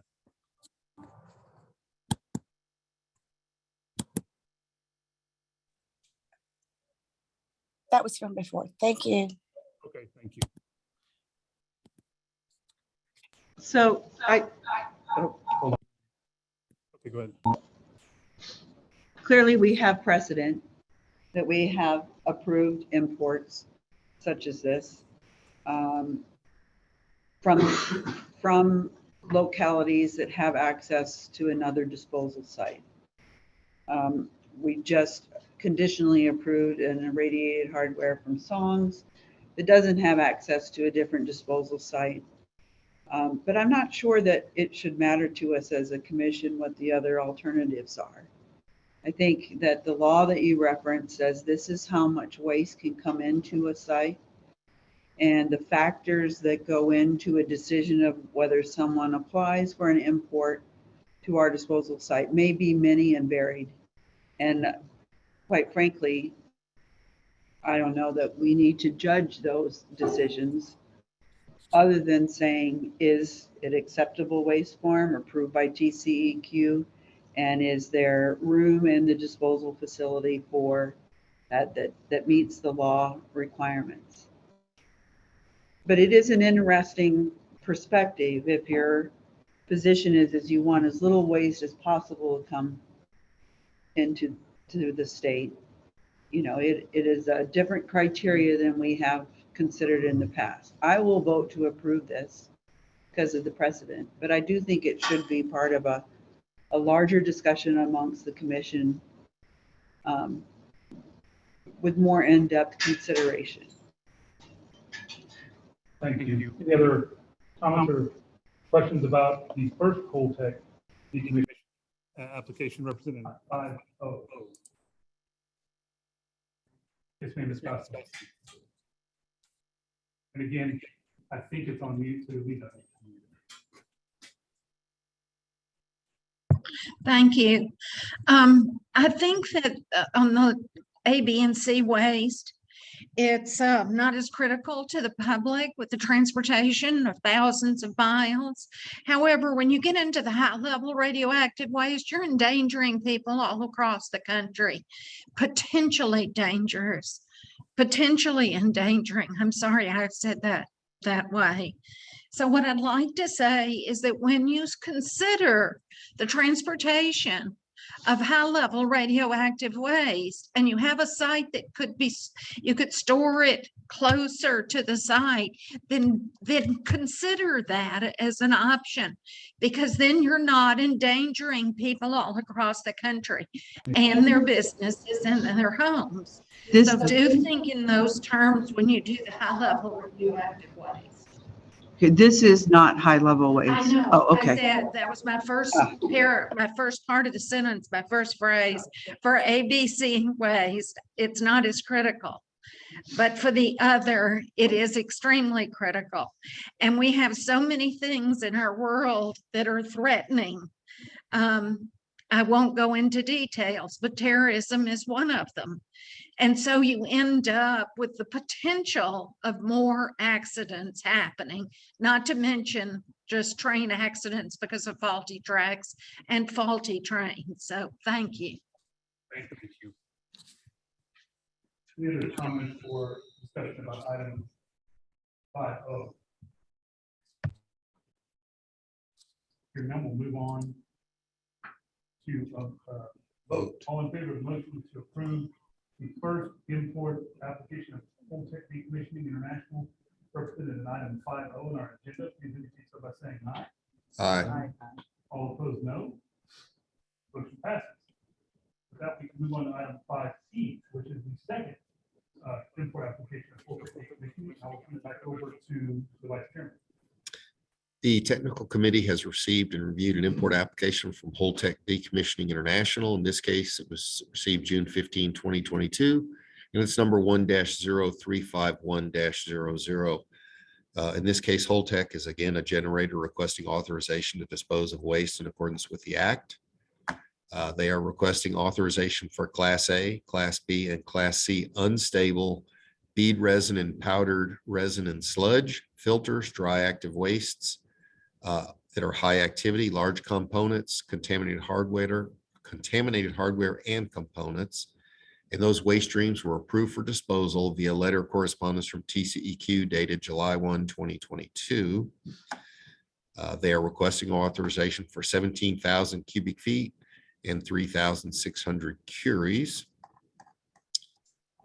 And similarly, this material again will originate from Massachusetts, New Jersey, and New York. And New Jersey is the Atlantic Compact. However, they do not require export authorization, and the other states are unaffiliated. The commission has received no comments on this application. And the agreement would be for a one-year period terminating August 31, 2023. And as similarly to the previous application, this material could in fact go to the Atlantic Compact if they so desired. The technical committee recommends approval, and I'd be happy to answer any questions. Any questions from the technical committee on item 5P, second Holtec Decommissioning application? Hearing none, let's move on to motion.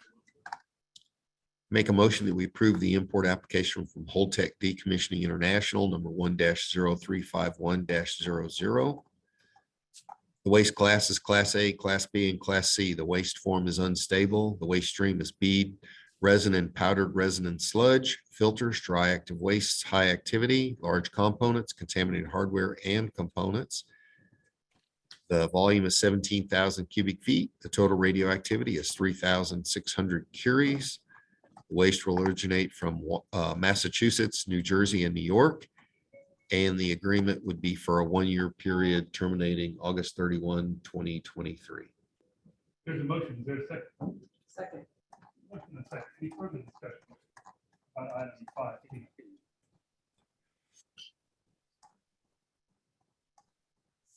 Any public comment on item 5P? Again, please just raise the hand function.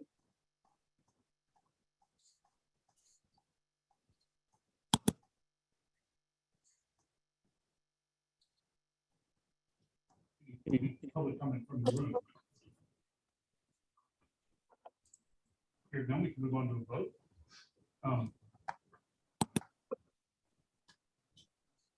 All in favor of the motion to approve the second whole text decommissioning import application represented in item 5P, indicate so by saying aye.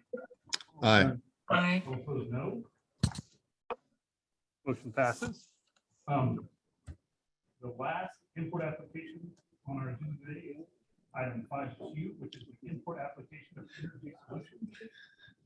And over to Vice Chairman.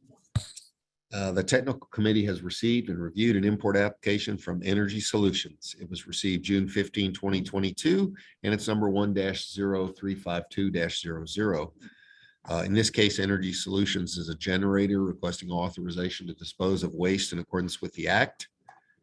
They are requesting authorization for Class B and Class C unstable reformed residue from thermally processed resins, filters, resins, and dry active waste.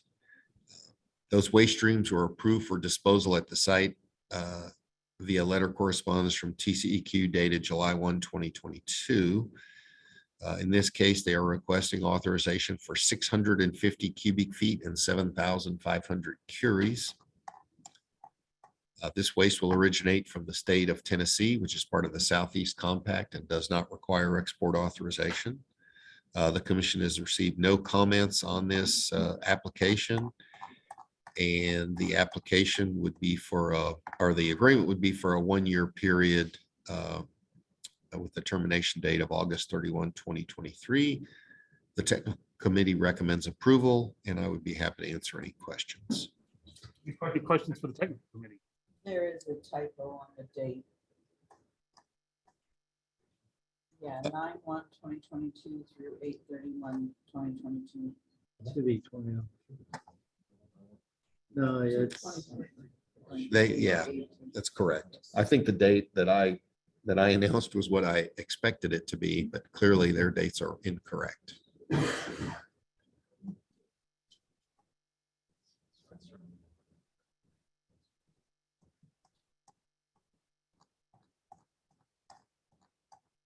Yeah, otherwise you gave it before the beginning. Right.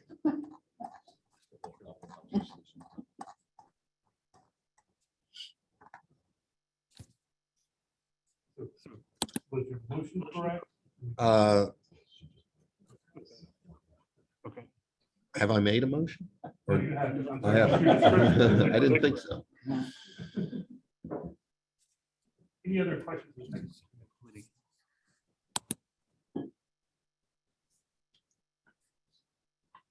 Hearing none, we can move on to a motion. I make a motion that we approve the import application from Energy Solutions, number 1-0352-00. The waste class is Class B and Class C. The waste form is unstable. The waste stream is reformed residue from thermally processed resins, filters, and dry active waste. The volume is 650 cubic feet. The total radioactivity is 7,500 curies. The waste will originate from Tennessee. It does not require export authorization. And the agreement would be for a one-year period terminating August 31, 2023. There's a motion. Is there a second? Second. Motion and a second. Any further discussion about item 5Q? Import application. Any public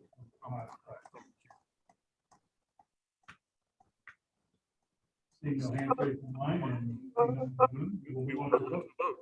All in favor of the motion to approve the import application of Energy Solutions represented in item 5Q, please indicate so by saying aye. Aye. All opposed, no. Motion passes. With that, we have completed item 5 of our agenda, and the time is now 11:54. So let me tell you what we're going to do, and then everybody can take a lunch break, and we can conduct some of our closed sessions while you're gone. We are going to go to item 10 on our agenda, which is the update on potential improper importation by an out-of-compact party in September of 21.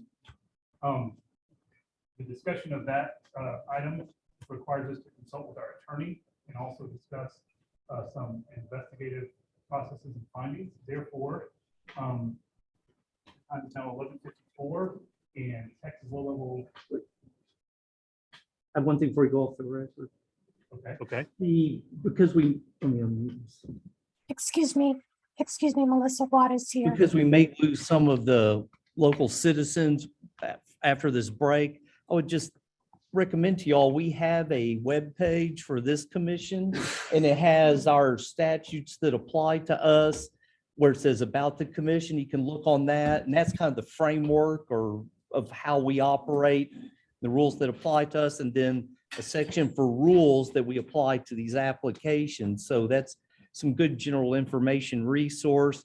Mr. Selig over there's group ARDT has a web page which has a lot of links to the various different agencies that oversee this. And sometimes it really is just a labyrinth of which entity is responsible for which oversight of which issues. And it's a very elaborate framework, but those two certainly, and WCS has their web page too. And so I would encourage y'all to look at those, and it will give you resources to kind of understand the framework or the lane where we're operating, what we can and can't do versus say NRC or the Department of Transportation, things like that. So those are just general purpose resources, and maybe the commissioners working group, we can flip y'all links and help provide educational materials for y'all. Certainly willing to do anything I can in that regard. You bet. Thank you. And Mr. So the Chairman, time is now Melissa 11:56. Waters here. And the Texas Local Radioactive Waste Disposal Compact Commission will go into a closed session to discuss the items listed in item 10 on our agenda, to consult with our attorney and also discuss investigative issues that are exempted. And sorry, what are you pointing at? I'm sorry. Hold on, Melissa. Let me turn up the volume. Yes, Juarez. Yes, well, Mr. Chairman, does this matter? Will the commission be addressing agenda item number 7 in closed session as well? Just item 10. I believe it'll just be item 10. We were going to defer that report until after lunch. And if for some reason we needed to go into closed session, we could do it then, but I do not believe we need a closed session for that. So thank you. That's fine. And then the closed session will be under under section 071 to obtain the advice of legal counsel, correct? Yes, ma'am. Very good. Thank you. So we will now go into closed session. We expect that to take about an hour. So if everyone would like to take a lunch break, we will probably reconvene sometime around 1 p.m. And then we will finish with our committee report, our report from Mr. Carlson and the chairman and executive director. So I believe we will definitely be done by 2 p.m. for all of your planning purposes, but we will meet back again out of our executive session at 1 p.m. And Ms. Juarez and commissioners, can we take a 10-minute break before, and then we will call you, Melissa, when we get into the executive session. Sounds good. Sure. So 15 minutes, Melissa, not 10. And then, commissioners, if you would, please turn off your camera and mute your computer so nobody could be.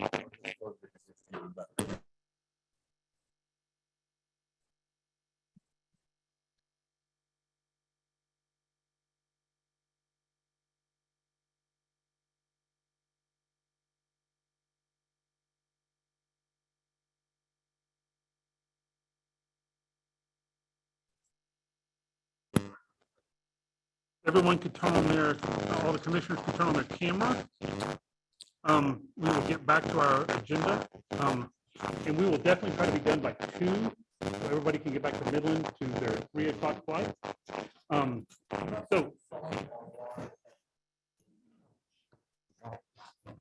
Well, we can start without him because we have a quorum without him. So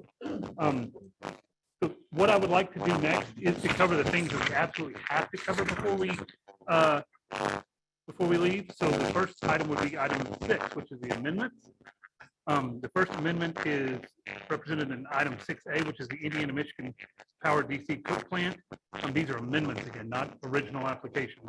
So with that, I will turn it back over to Vice Chairman Salzman to go over the amendments.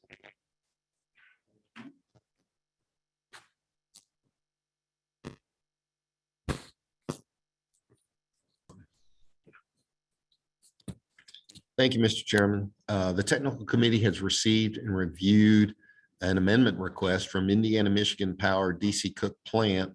It was received June 14, 2022, and in this case, it's number 1-0300-01. And in their amendment request, DC Cook has requested an increase in volume from 1,000 cubic feet to 1,100 cubic feet, and an increase in radioactivity from 200 curies to 275 curies. And this is to support the disposal of 2 liners that were moved up in the schedule. They have requested no other changes to the import agreement. And I would note that all this material is actually for this fiscal year. So their current agreement will expire on August 31, 2022. So they desire this amendment as soon as possible. The technical committee recommends approval, and I'd be happy to answer any questions. I should have said this, obviously, before we came back. You're now coming out of our closed session. The time is there was 1:01 when we started back. No action was taken in the closed session, and we have moved on to item 6A that just are described by the vice chairman. So with that, are there any questions of the vice chairman on item 6A, which is the amendment request of Indiana Michigan Power? Hearing none, I think we should move on to a motion.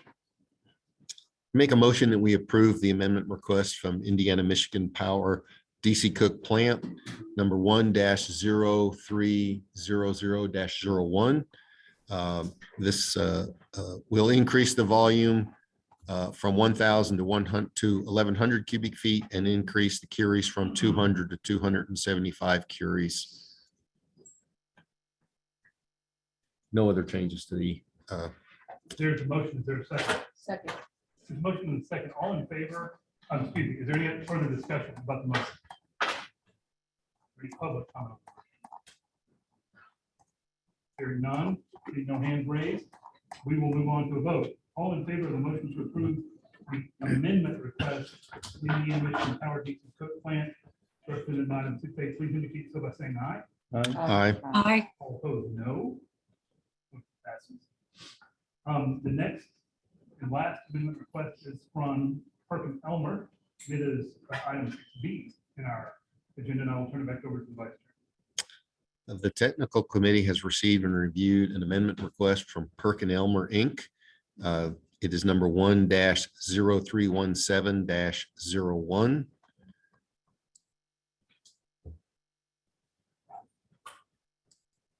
And in this case, Perkin Elmer has requested the addition of Class C waste to their import agreement.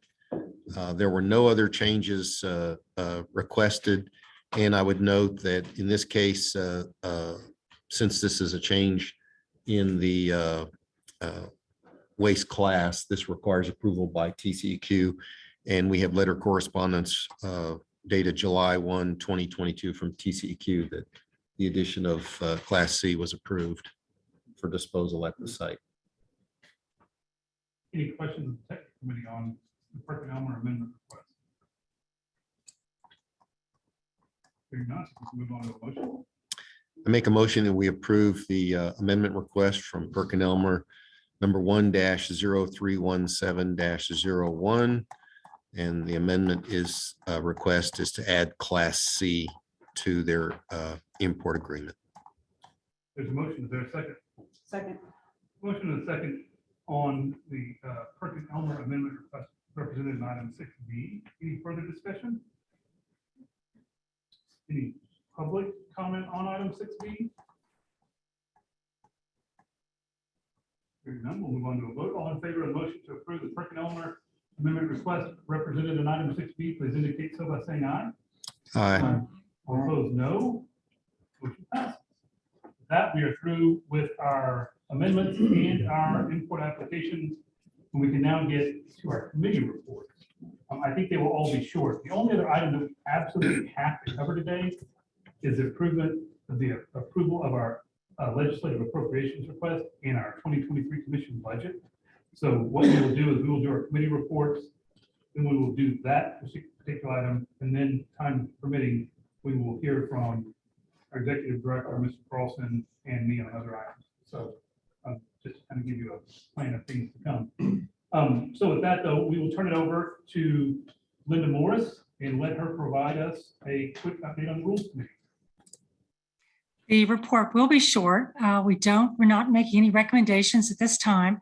There's some more tweaking that I realize that we need to do.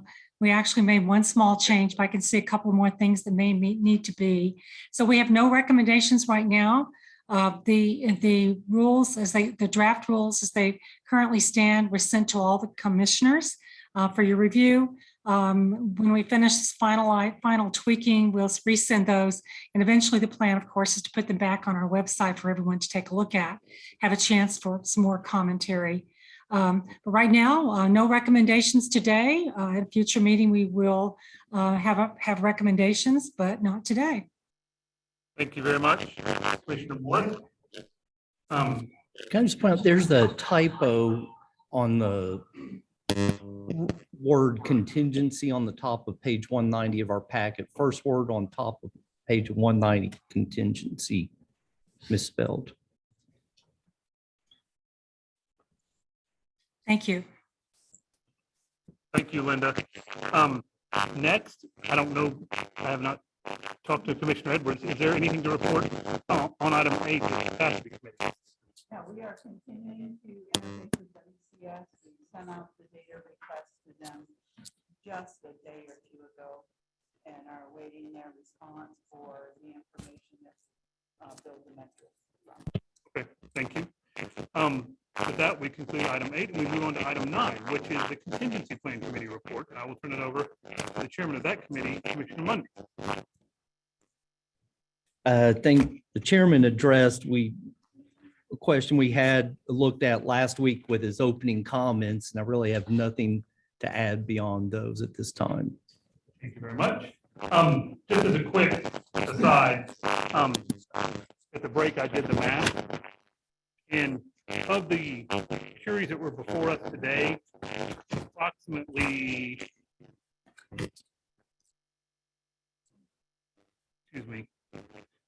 210 or 215 were contingent.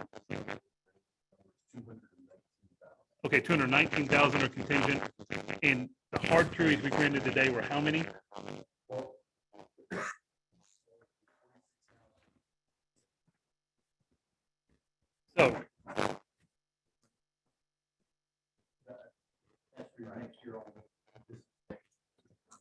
So as a quick way of update, the short answer is, as we're trying to keep the public apprised, to date, there has been roughly 47,000 series handed out that are not contingent. And then obviously the other portion that is contingent is how many again? 219,000. So just for everybody's information and purposes, I wanted to make sure that was made clear. That's relevant, I think, to contingency planning too. So I wanted to bring that up during that line item. These have already completed item 10. That was the item we went into executive session for. No action was taken. We completed item 11 before we went into our import application. So with that, we are down to item 12, which is our report from Mr. Carlson from the Waste Control Specialist. So we will ask him to come to the podium.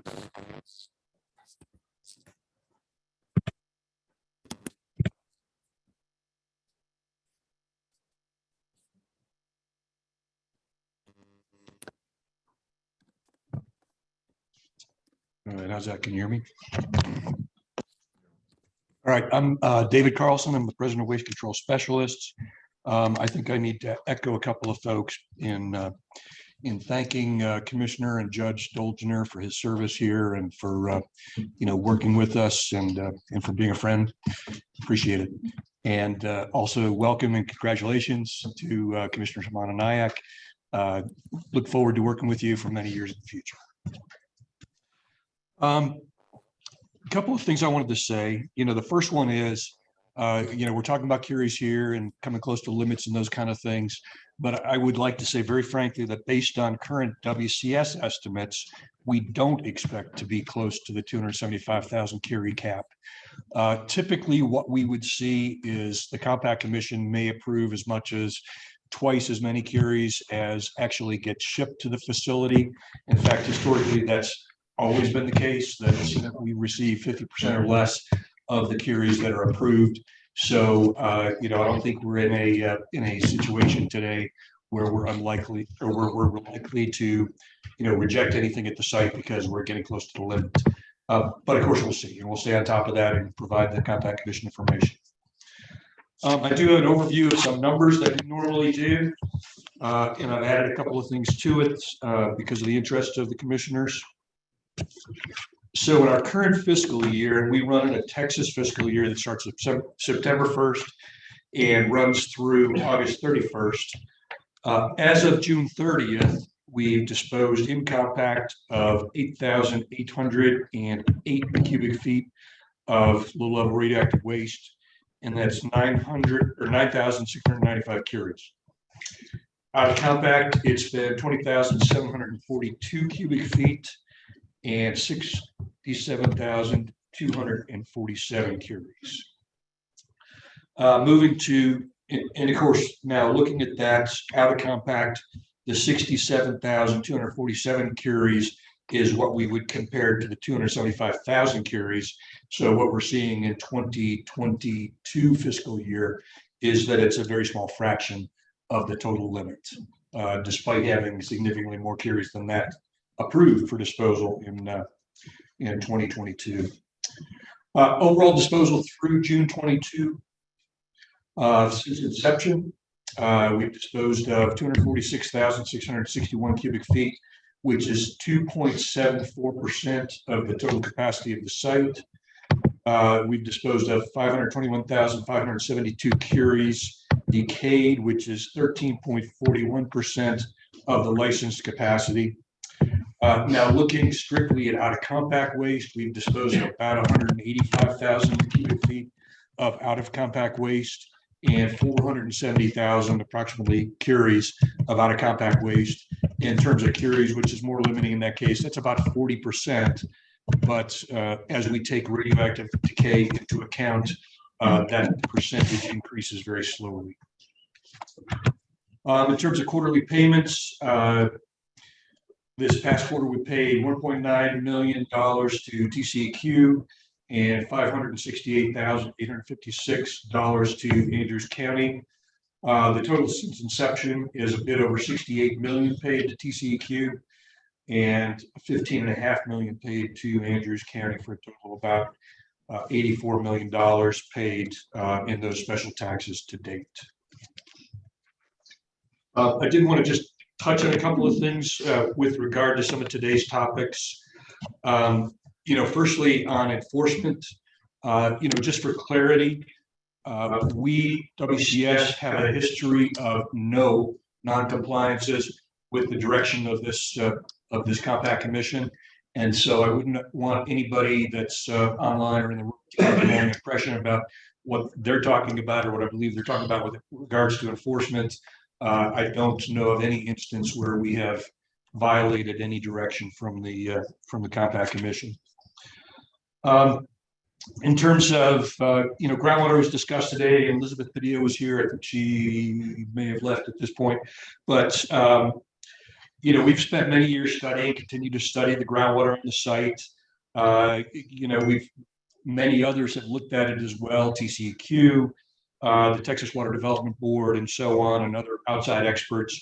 And we are glad to talk about groundwater anytime with anyone, because it's important to us too.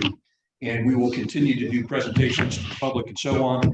I know Judge, in the community engagement panel, you all have requested that we do some presentation on groundwater, and we intend to do that, to bring in outside experts to talk about that and to try to provide a good understanding based on several decades of study of the groundwater, specifically right on that site.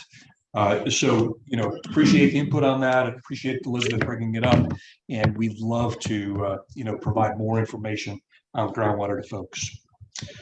I'm also intrigued and pleased by the interest in education, where several people have said community education, we'd like to see more of it. I hope that's an ongoing thing, that there's more interest. The community engagement panel will do some of that. If there's more interest in that, we're willing to do more. I'd love to talk about radiation. I talked about it with some of the commissioners yesterday, and I like that kind of thing, and appreciate the opportunity to provide actual facts out of textbooks and so on to folks who do want to understand more. We're also welcoming people for tours and love to have people out there, because I think that provides a whole lot of insight into what we do and into the safety of what we do. I know several people in this room have been out for tours at the site. We talked about young people. One thing that we're doing, that we've done for several years now, is in the high school, in Andrews High School, we have a program, and that's a radiation safety program that's taught the last semester to seniors, and they can take it as a course for a one semester course in high school. And what that leads to, if they pass the course and do reasonably well in the course, we offer an internship for the summer, so they can go direct from the course to an internship. And that's a paid internship, so they make money just like they would anywhere else over the summertime. And if they stay with us through an internship and they decide that they want to stick with us beyond that, this year we're actually converting 3 or 4 of those interns to full-time employees of the company. So that's a quasi-vocational program for them? It is, and what we found is that getting employees from Andrews is the best way to get folks that will stick around. Their families are here, their potential spouses are here, and so on. So we think that attracting as many folks from Andrews as we can is our very best way of getting and retaining employees. Now, of course, we hire from other places too, but historically, local folks from Andrews and surrounding counties has been by far the best. So that's what I wanted to cover. If there's any questions, I'm glad to take them at this point. I've got a couple, and I understand my microphone's set up, so I'm speaking loud enough to hopefully catch Stephen's computer. You mentioned the percentage of the volume as it relates to the total license capacity.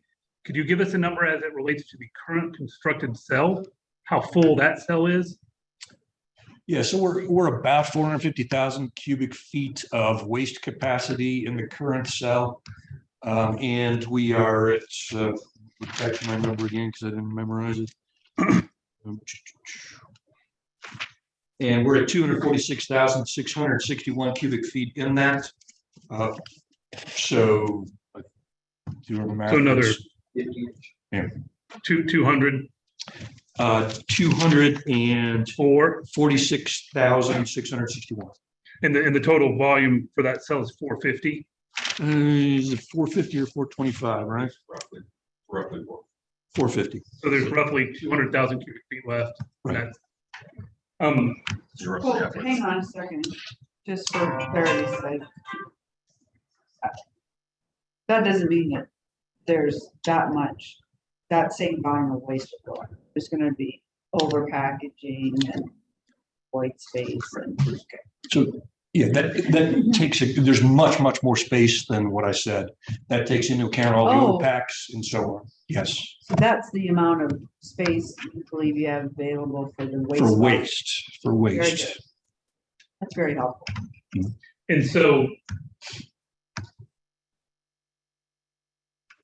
do you have any type of projection on how fast you think it will fill up? And please don't reveal anything that's proprietary, but I mean, do you think, can you give us a range of, 3, 5, 7, 10, whatever, how many years where the current cell is relatively full? Yeah, so historically, over 10 years, just run the math, and it's 25,000 cubic feet a year or so that goes in the compact waste facility. So, you can use that as a go forward to the point where it's full. You can say there's more decommissioning now and up that by a little bit, not a huge amount, but up that by a little bit. Or take, last year's, volume that came in. See, last year in 2021, it was 26,000 cubic feet in 2021 that came in. So, that's about the rate we're running at for waste receipts at the compact waste facility. The other thing that we learned yesterday that I wanted to make sure I asked you about in this forum, the expansion of the compact waste facility isn't digging a new hole. It's the expansion of the existing, correct? Right, we're designed in phases and all the phases are interconnected. So, we move from the first phase seamlessly on to the second phase and the third phase and so on. So if someone saw like an overhead shot and they saw that one side didn't have the concrete liner where there is no waste, that's because expansion could happen in that direction. It could happen in that direction, or will ultimately happen in that direction. Exactly right. And what is, I know we've asked you this question before, but how long does an expansion take? Like time-wise? Oh, including, planning and regulatory steps in the range of, 12 to 18 months. Okay. I'm sorry. Any other questions? Commissioner Mundy? Well, maybe we can get some commentary on this on page 142 of our packet. First.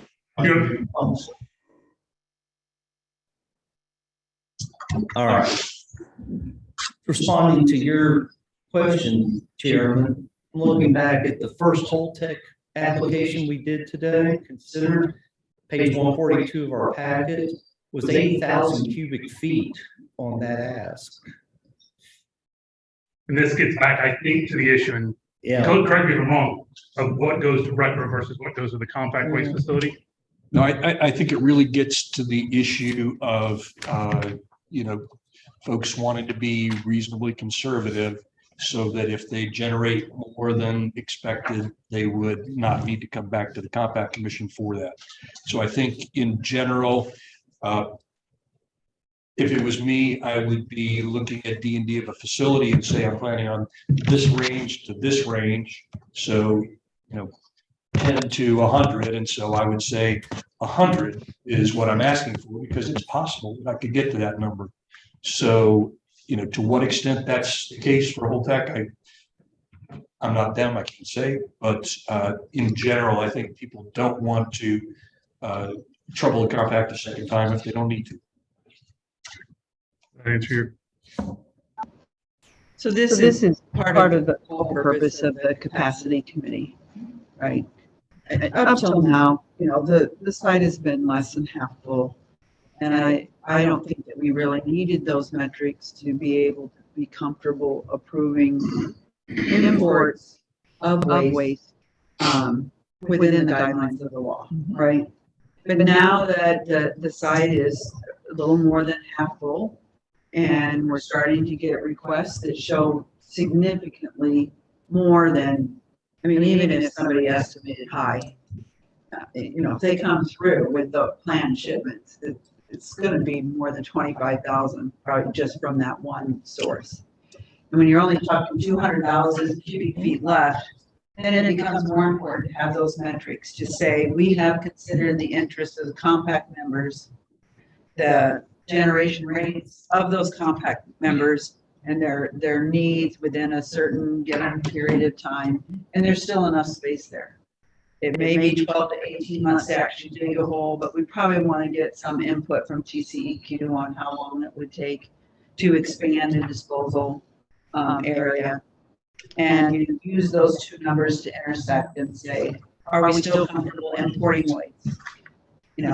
Is now the time to start, a new expansion before we import more waste or not? And we can see that coming, and it could be a discussion instead of a surprise. That's the point behind those metrics. So So building upon that, what is, and again, if this is proprietary, please tell us. But what is kind of the point where you have to, when you feel like you've hit it, that you have to start making decisions about expansion? Is there a percentage, or is it what is the measure you use to measure when expansion is appropriate? Yeah, first off, there's no decision. We will continue to, activate new phases. And I guess I mean when, as opposed As we to move if. forward, they're already in the license, they're already approved. So we would, as we get to that point, we would certainly open those new phases up and work with TCEQ to get that done. So does that mean you think that there's no additional licensing action or any hearing or whatever actions you could literally tomorrow, if you decided to start expanding the existing disposal cell? So it does require coordination and approval of steps along the way with TCEQ. Yeah. But we're talking about phases of the facility that are already approved and already in the license. And so not the if, but the when question of what is the metric that triggers the decision of when to do it? Right. So we do computer modeling of, shipments that are going to come into the site. We take account of large components. We take account of modular concrete containers and so on. And we build out annual views of what we expect that to be based on the confidential information we get from our customers. And based on that, we can project into the future when we're getting to a place where we may be, constrained in space and need to expand. And so the absolute intention of the company, the absolute plan of the company is, as we hit that point, we will activate the next phase of the facility. Completely unrelated. When is your license up? Your current TCEQ license? 24? 24. So when do you have to start that renewal process? So we have to have a renewal application in before that, the final date of the license. And when is the actual, when in 24? Is it at the end of our disposal year? Is it August 31st? I don't remember the specific date. It's towards the latter part. Are you implying you're not planning on submitting for a new license until the last day? No, the requirement is that we submit that application prior to the expiration of the prior license. That would be timely renewal. So we would be able to stay in operation. So are you thinking 6 months before, 9 months before, a year before? Well, we'll coordinate with TCEQ, but we are certainly, we will certainly renew or submit our application for And renewal. I'm sure smart lawyers will tell you what to do on that. Absolutely. Any other questions, Mr. Carlson, before we let him go? Scott? It's wonderful that you are hiring foreign students during the summer. Are you all offering some kind of an additional college scholarships for them to continue in the environmental field or testing field or anything like that? So historically, we've offered scholarships every year to both Andrews and Eunice students out of those high schools to go on to college. And so we do run a program of scholarships for students that are graduating and intend to go on to college. We haven't tied that back to interns, but there could be an intersection of some of those interns also receive our scholarships to go off to college. So yes, we're very interested in young people coming into this field because it's important that young people understand this field. But we also need to have employees, as do other businesses in the area, and we feel like we can provide a good education in these areas to them and make them or help them to become very useful workers. Have you guys felt the labor crunch that everybody else is feeling? Is it an issue? We do. We have a few openings right now. We've been lucky enough to be able to find a number of good employees recently. And of course, our internship program does help with that. But I think labor's tight with everybody. But it hadn't been to the point of, affecting operations. Yes, sir. I looked up the license. It expires September 10, 2024. Your date, okay. It's basically fiscal year plus 10 Plus 10 days. days. Yeah, I guess so. Any other questions of Mr. Carlson before we let him go? Yes, ma'am, Ms. Will Goslin. licensing contests have to go through the legislature or will it go through just TCEQ? It goes through TCEQ, but there is a public comment period. It's a major amendment to either through Ryan, or does it play like a major amendment? For the construction phase. No, for the renewal, Yeah, for the renewal, it acts as a. Yeah, so It acts as a major amendment, which means Okay. public hearing process. Right. Yes, ma'am, Ms. Haddon. One thing we've asked for before, and I don't know if we've gotten there, is could you provide those numbers that you have of how much is disposed of in writing? Or Sure, let me talk with. We can work on that. Some of it's confidential, so we don't want to release anything confidential, but. The things I say out loud are, Right. are We will public. work with them and we will generate something. We'll get it to you, Karen. Okay, can that go online? Like along with the agenda and the items? I mean, like, it would be handy. It will always be in arrears. Obviously, it won't be current to the day because we only get reports after Right. a month ends. But as long as WCS doesn't have any objection to it as confidential, we can put it on our website. Right, so the numbers I say in a meeting are not confidential, so we could certainly provide them, in writing to you all. I get those numbers the day before a meeting so that, any accounting changes that might happen to the numbers are integrated into that. It doesn't mean that they might not, or they could potentially change That was even a my little bit in the point. future as we. That was my point. They're ever changing probably, so. Anything you want to provide, we can provide a forum for you on our online to provide it to them. Whatever you want to send to us, we can put online, then make available. Yeah, so let's, Chairman, if we Make can come to. sure you're comfortable with what it is and be specific with this, because we don't want to inadvertently put anything online that's considered confidential. So you let us know what you feel comfortable putting online, and then we'll. I was gonna say, have one that he sends to us is, okay for public consumption, release. And it doesn't have the level of granular detail we get on ours, but it would answer the question she's asking. Exactly. Thank you. Mr. Rosen, did you have a question? Yes, sir. I wonder if you could give a quick explanation of how we verify the amount of queries that are coming in, because it's simple, I see, to verify, but it's not clear to me how the queries are verified. Mr. Rosen, I'm sorry, could you start over? Okay. Can you hear me decently now? That's me. All right, let's try this. Pink Floyd concert or something. Perhaps if everyone might mute, you can get through without a lot of echo. So I was saying that we can easily understand how it is to measure the bulk that is coming in to be disposed, but it is not completely clear how you verify the queries that are coming in. I wonder if there's a quick explanation of that. Okay, everyone's muted now. Mr. Hurley. Okay. I think actually Commissioner Edwards might be better qualified to answer this question than I am.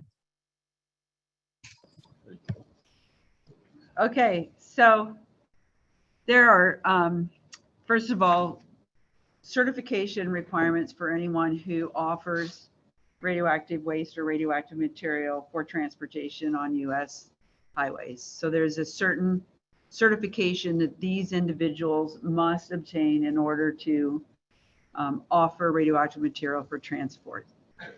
The management of radioactive material is umbrellaed under the operating license of any given nuclear power plant under their facility. And that facility is monitored and inspected for just a whole multitude of things. But one of that multitude is the management of radioactive waste and shipping processes.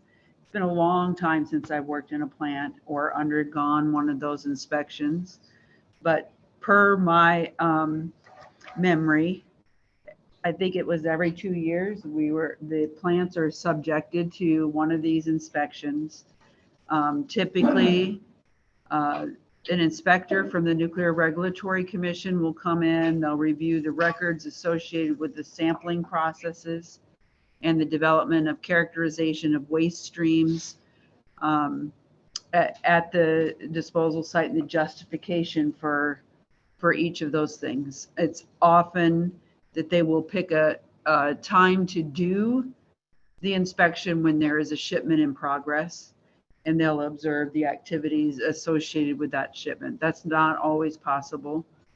Invariably, they will randomly pick a shipment that has taken place and ask for the documentation. So when did you do the sampling? Where is the offsite analysis of that sample? Should you do a comparison of the gamma emitters in the offsite analysis to your on-site analysis? What were the dose rates? How did you determine what the non-gamma emitters, basically beta emitters, are? This is getting a little technical, but all the steps that somebody goes through in order to ascertain the Curie content of the container. In some cases, that might be a dose to Curie conversion. Take a dose rate, you know the profile of your waste, and you can use programs to back calculate what the Curie content in that container is. Ultimately, when those inspections have reports produced off of them. If there's a problem, that goes into the record, and it has to be reacted to. And generally speaking, at least from my experience, those inspections usually go quite well, but they are very thorough. In the actual shipment, there's sort of kind of another check that's done, because when you put something on the road, you have to do dose rate measurements, and that actually goes on your manifest. And when that shipment arrives at its destination, in this case, WCS, the WCS folks are going to pull that container and they're going to dose rate it. And if they see a different dose rate than what was manifested for a dose rate, that's sort of a big deal, right? You have to figure out, it's not inconceivable with some types of materials that there could be shifting if the stuff was improperly shored, if it was like dry active waste or something. But typically with resins and things, it's pretty solid on. So there's inspection by the Nuclear Regulatory Commission. There are training requirements and certification requirements for people who produce the analysis and shipping of radioactive waste. And then there's a check once it gets on site at WCS as well. So yeah, I don't know what TCEQ does to verify the Curie content of any given shipment. I can't speak to that. I don't know what their, perhaps it's extensive. I'm just not personally knowledgeable of it. Mm-hmm. That's an exact question. Okay. Does that help? I mean, John wants to. Yeah. So I'll add that for entities that are not nuclear power plants, particularly brokers and waste processors, they are licensed either by a state entity who has been granted that authority by the Nuclear Regulatory Commission, or they're inspected by the Nuclear Regulatory Commission, depending on what state they're located in.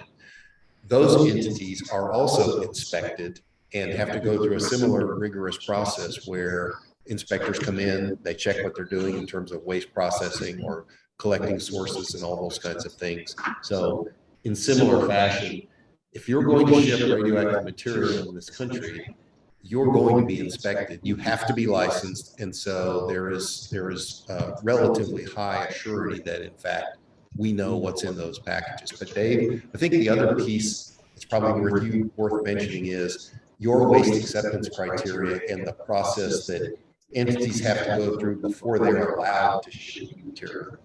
Right. In addition to everything you've heard, we put each of those customers, regardless of who they are, through our own QA program. So our own QA inspector has to go out and evaluate their program to ensure their program is adequate to ship waste to us. Before they do ship waste to us, we get all the documentation, and it's actually Ryan Williams, who's here, has a group that evaluates all of that documentation and makes sure that it fits into our waste acceptance criteria, make sure that the paperwork all looks correct, and has to approve before they can send it. In addition to that, the TCEQ looks through all that paperwork, as well as looking through our paperwork to ensure that everything is correct. So there's many sets of eyes on everything that comes before we would actually receive it and dispose of it in the facility. Thank you. Mr. Rosen, does that answer your question? Yes. Yes, it does answer my question. Thank you. We can't hear him. He said yes. Okay, thank you. Jeff, you have one? Sorry. And I was just going to say for the public, the facility operator, WCS, has a financial incentive to make sure things are correctly characterized because there's different pricing between A, B, and C. So they want to make sure no one's trying to kind of sneak one in under them so they can collect the full fee possible. Is that fair statement? You know, I know it's all oversimplified, but you'll have some, you have some incentives to make sure you're getting everything correctly accounted for from your shippers. Right. In the end, though, we do, you know, it's based on the documentation that's provided that Commissioner Edwards, you know, talked about. Thank you. The biggest incentive is to maintain your license. We need to wrap this up because we need to get to our budget, but go ahead, Ms. Adams. This will be the last thing. I'll make it quick. What do you do if a shipment comes in that's damaged? And like the shipment that came in from, it started in Pennsylvania, went to Chicago. There was a fire in several rail cars that were headed for WCS. Like, what did you do in that circumstance? Right. So we never received that shipment. It never came to us. No. So that was someone else had responsibility for the shipping of that. Someone else was completely responsible for all aspects of that. Whatever problem happened to that was the responsibility of those folks. And we never, that shipment went to another disposal facility because we didn't accept it. Thank you, Mr. Carlson, very much. That concludes item 12. We are going to skip down to the last thing we have to do today. Dave, can you move that? Which is our legislative appropriation request and our commission budget. Our 2023 budget is in your packet, commissioners. This is an appropriation that's already been made, but the statute requires us to pass a budget every year. So the budget for 23, I believe, hopefully, no, I'm afraid it's not in our packet. So no, it only goes to 21.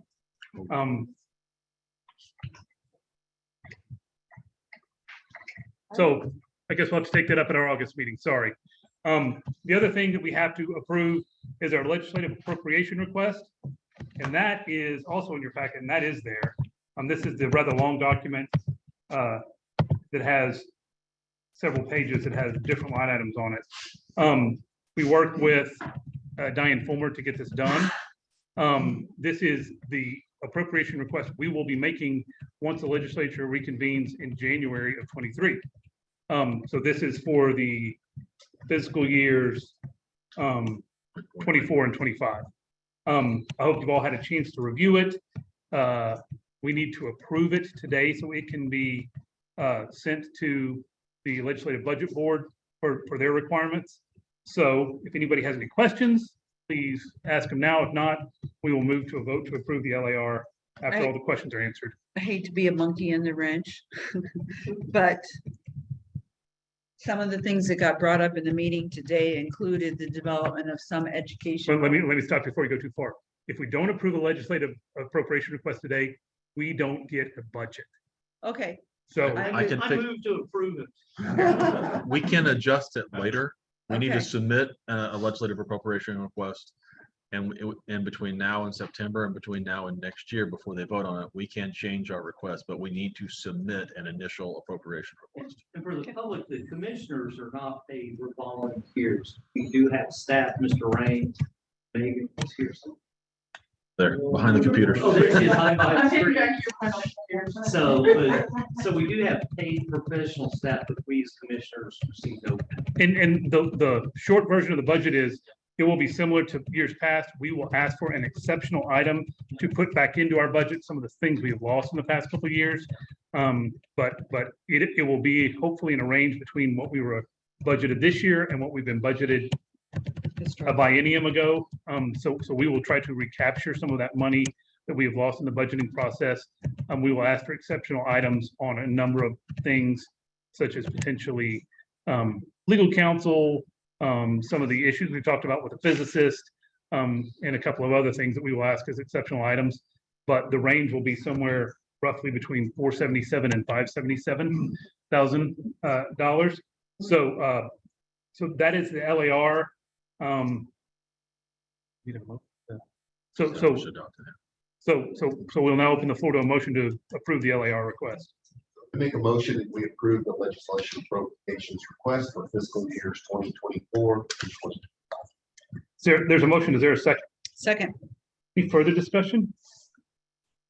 Hearing none, we'll take a vote. All in favor of the motion to approve the LAR request that's contained in your packet for fiscal year 24 and 25, please indicate so by saying aye. Aye. All opposed, no. Motion passes.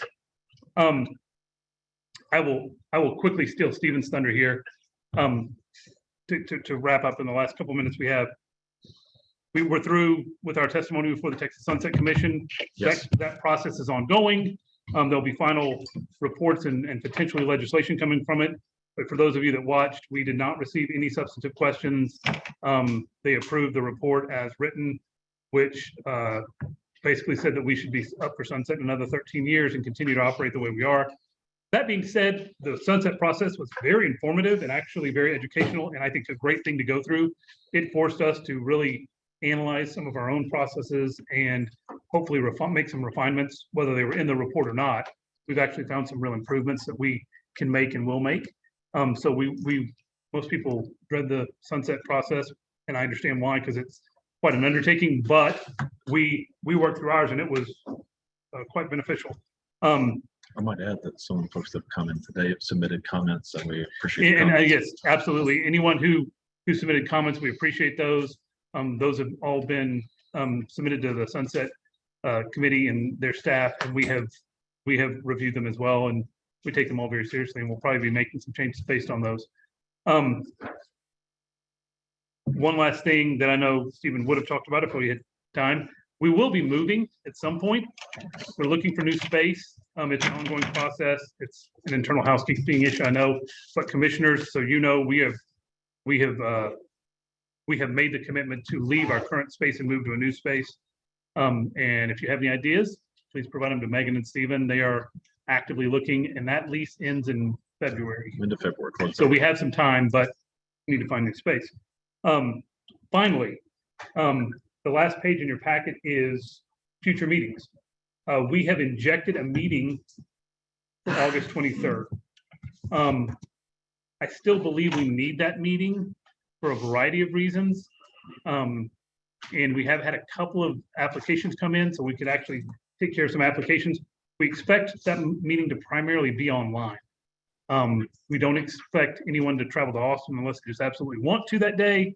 John or Jeff, who are in Austin, will chair that meeting so we can have meet our statutory requirements to have the person chairing the meeting at the physical location in Austin. But otherwise, we will send out more information. I know that's a little over a month away, but what we think that meeting will really end up being is providing us time to expand and maybe discuss on some of these issues that we've kind of been talking about, and maybe helping refine some of the things we've been talking about. We knew we just wouldn't have time today to do that, so that's really the purpose of that meeting. But like I said, we'll probably knock out a few applications as well. After that, our next meeting is at the end of September, and it is in Vermont. So fair warning, September 29th. We will be coordinating to get hotel blocks, and we will be taking a tour of the Vermont Yankee site the day before the meeting.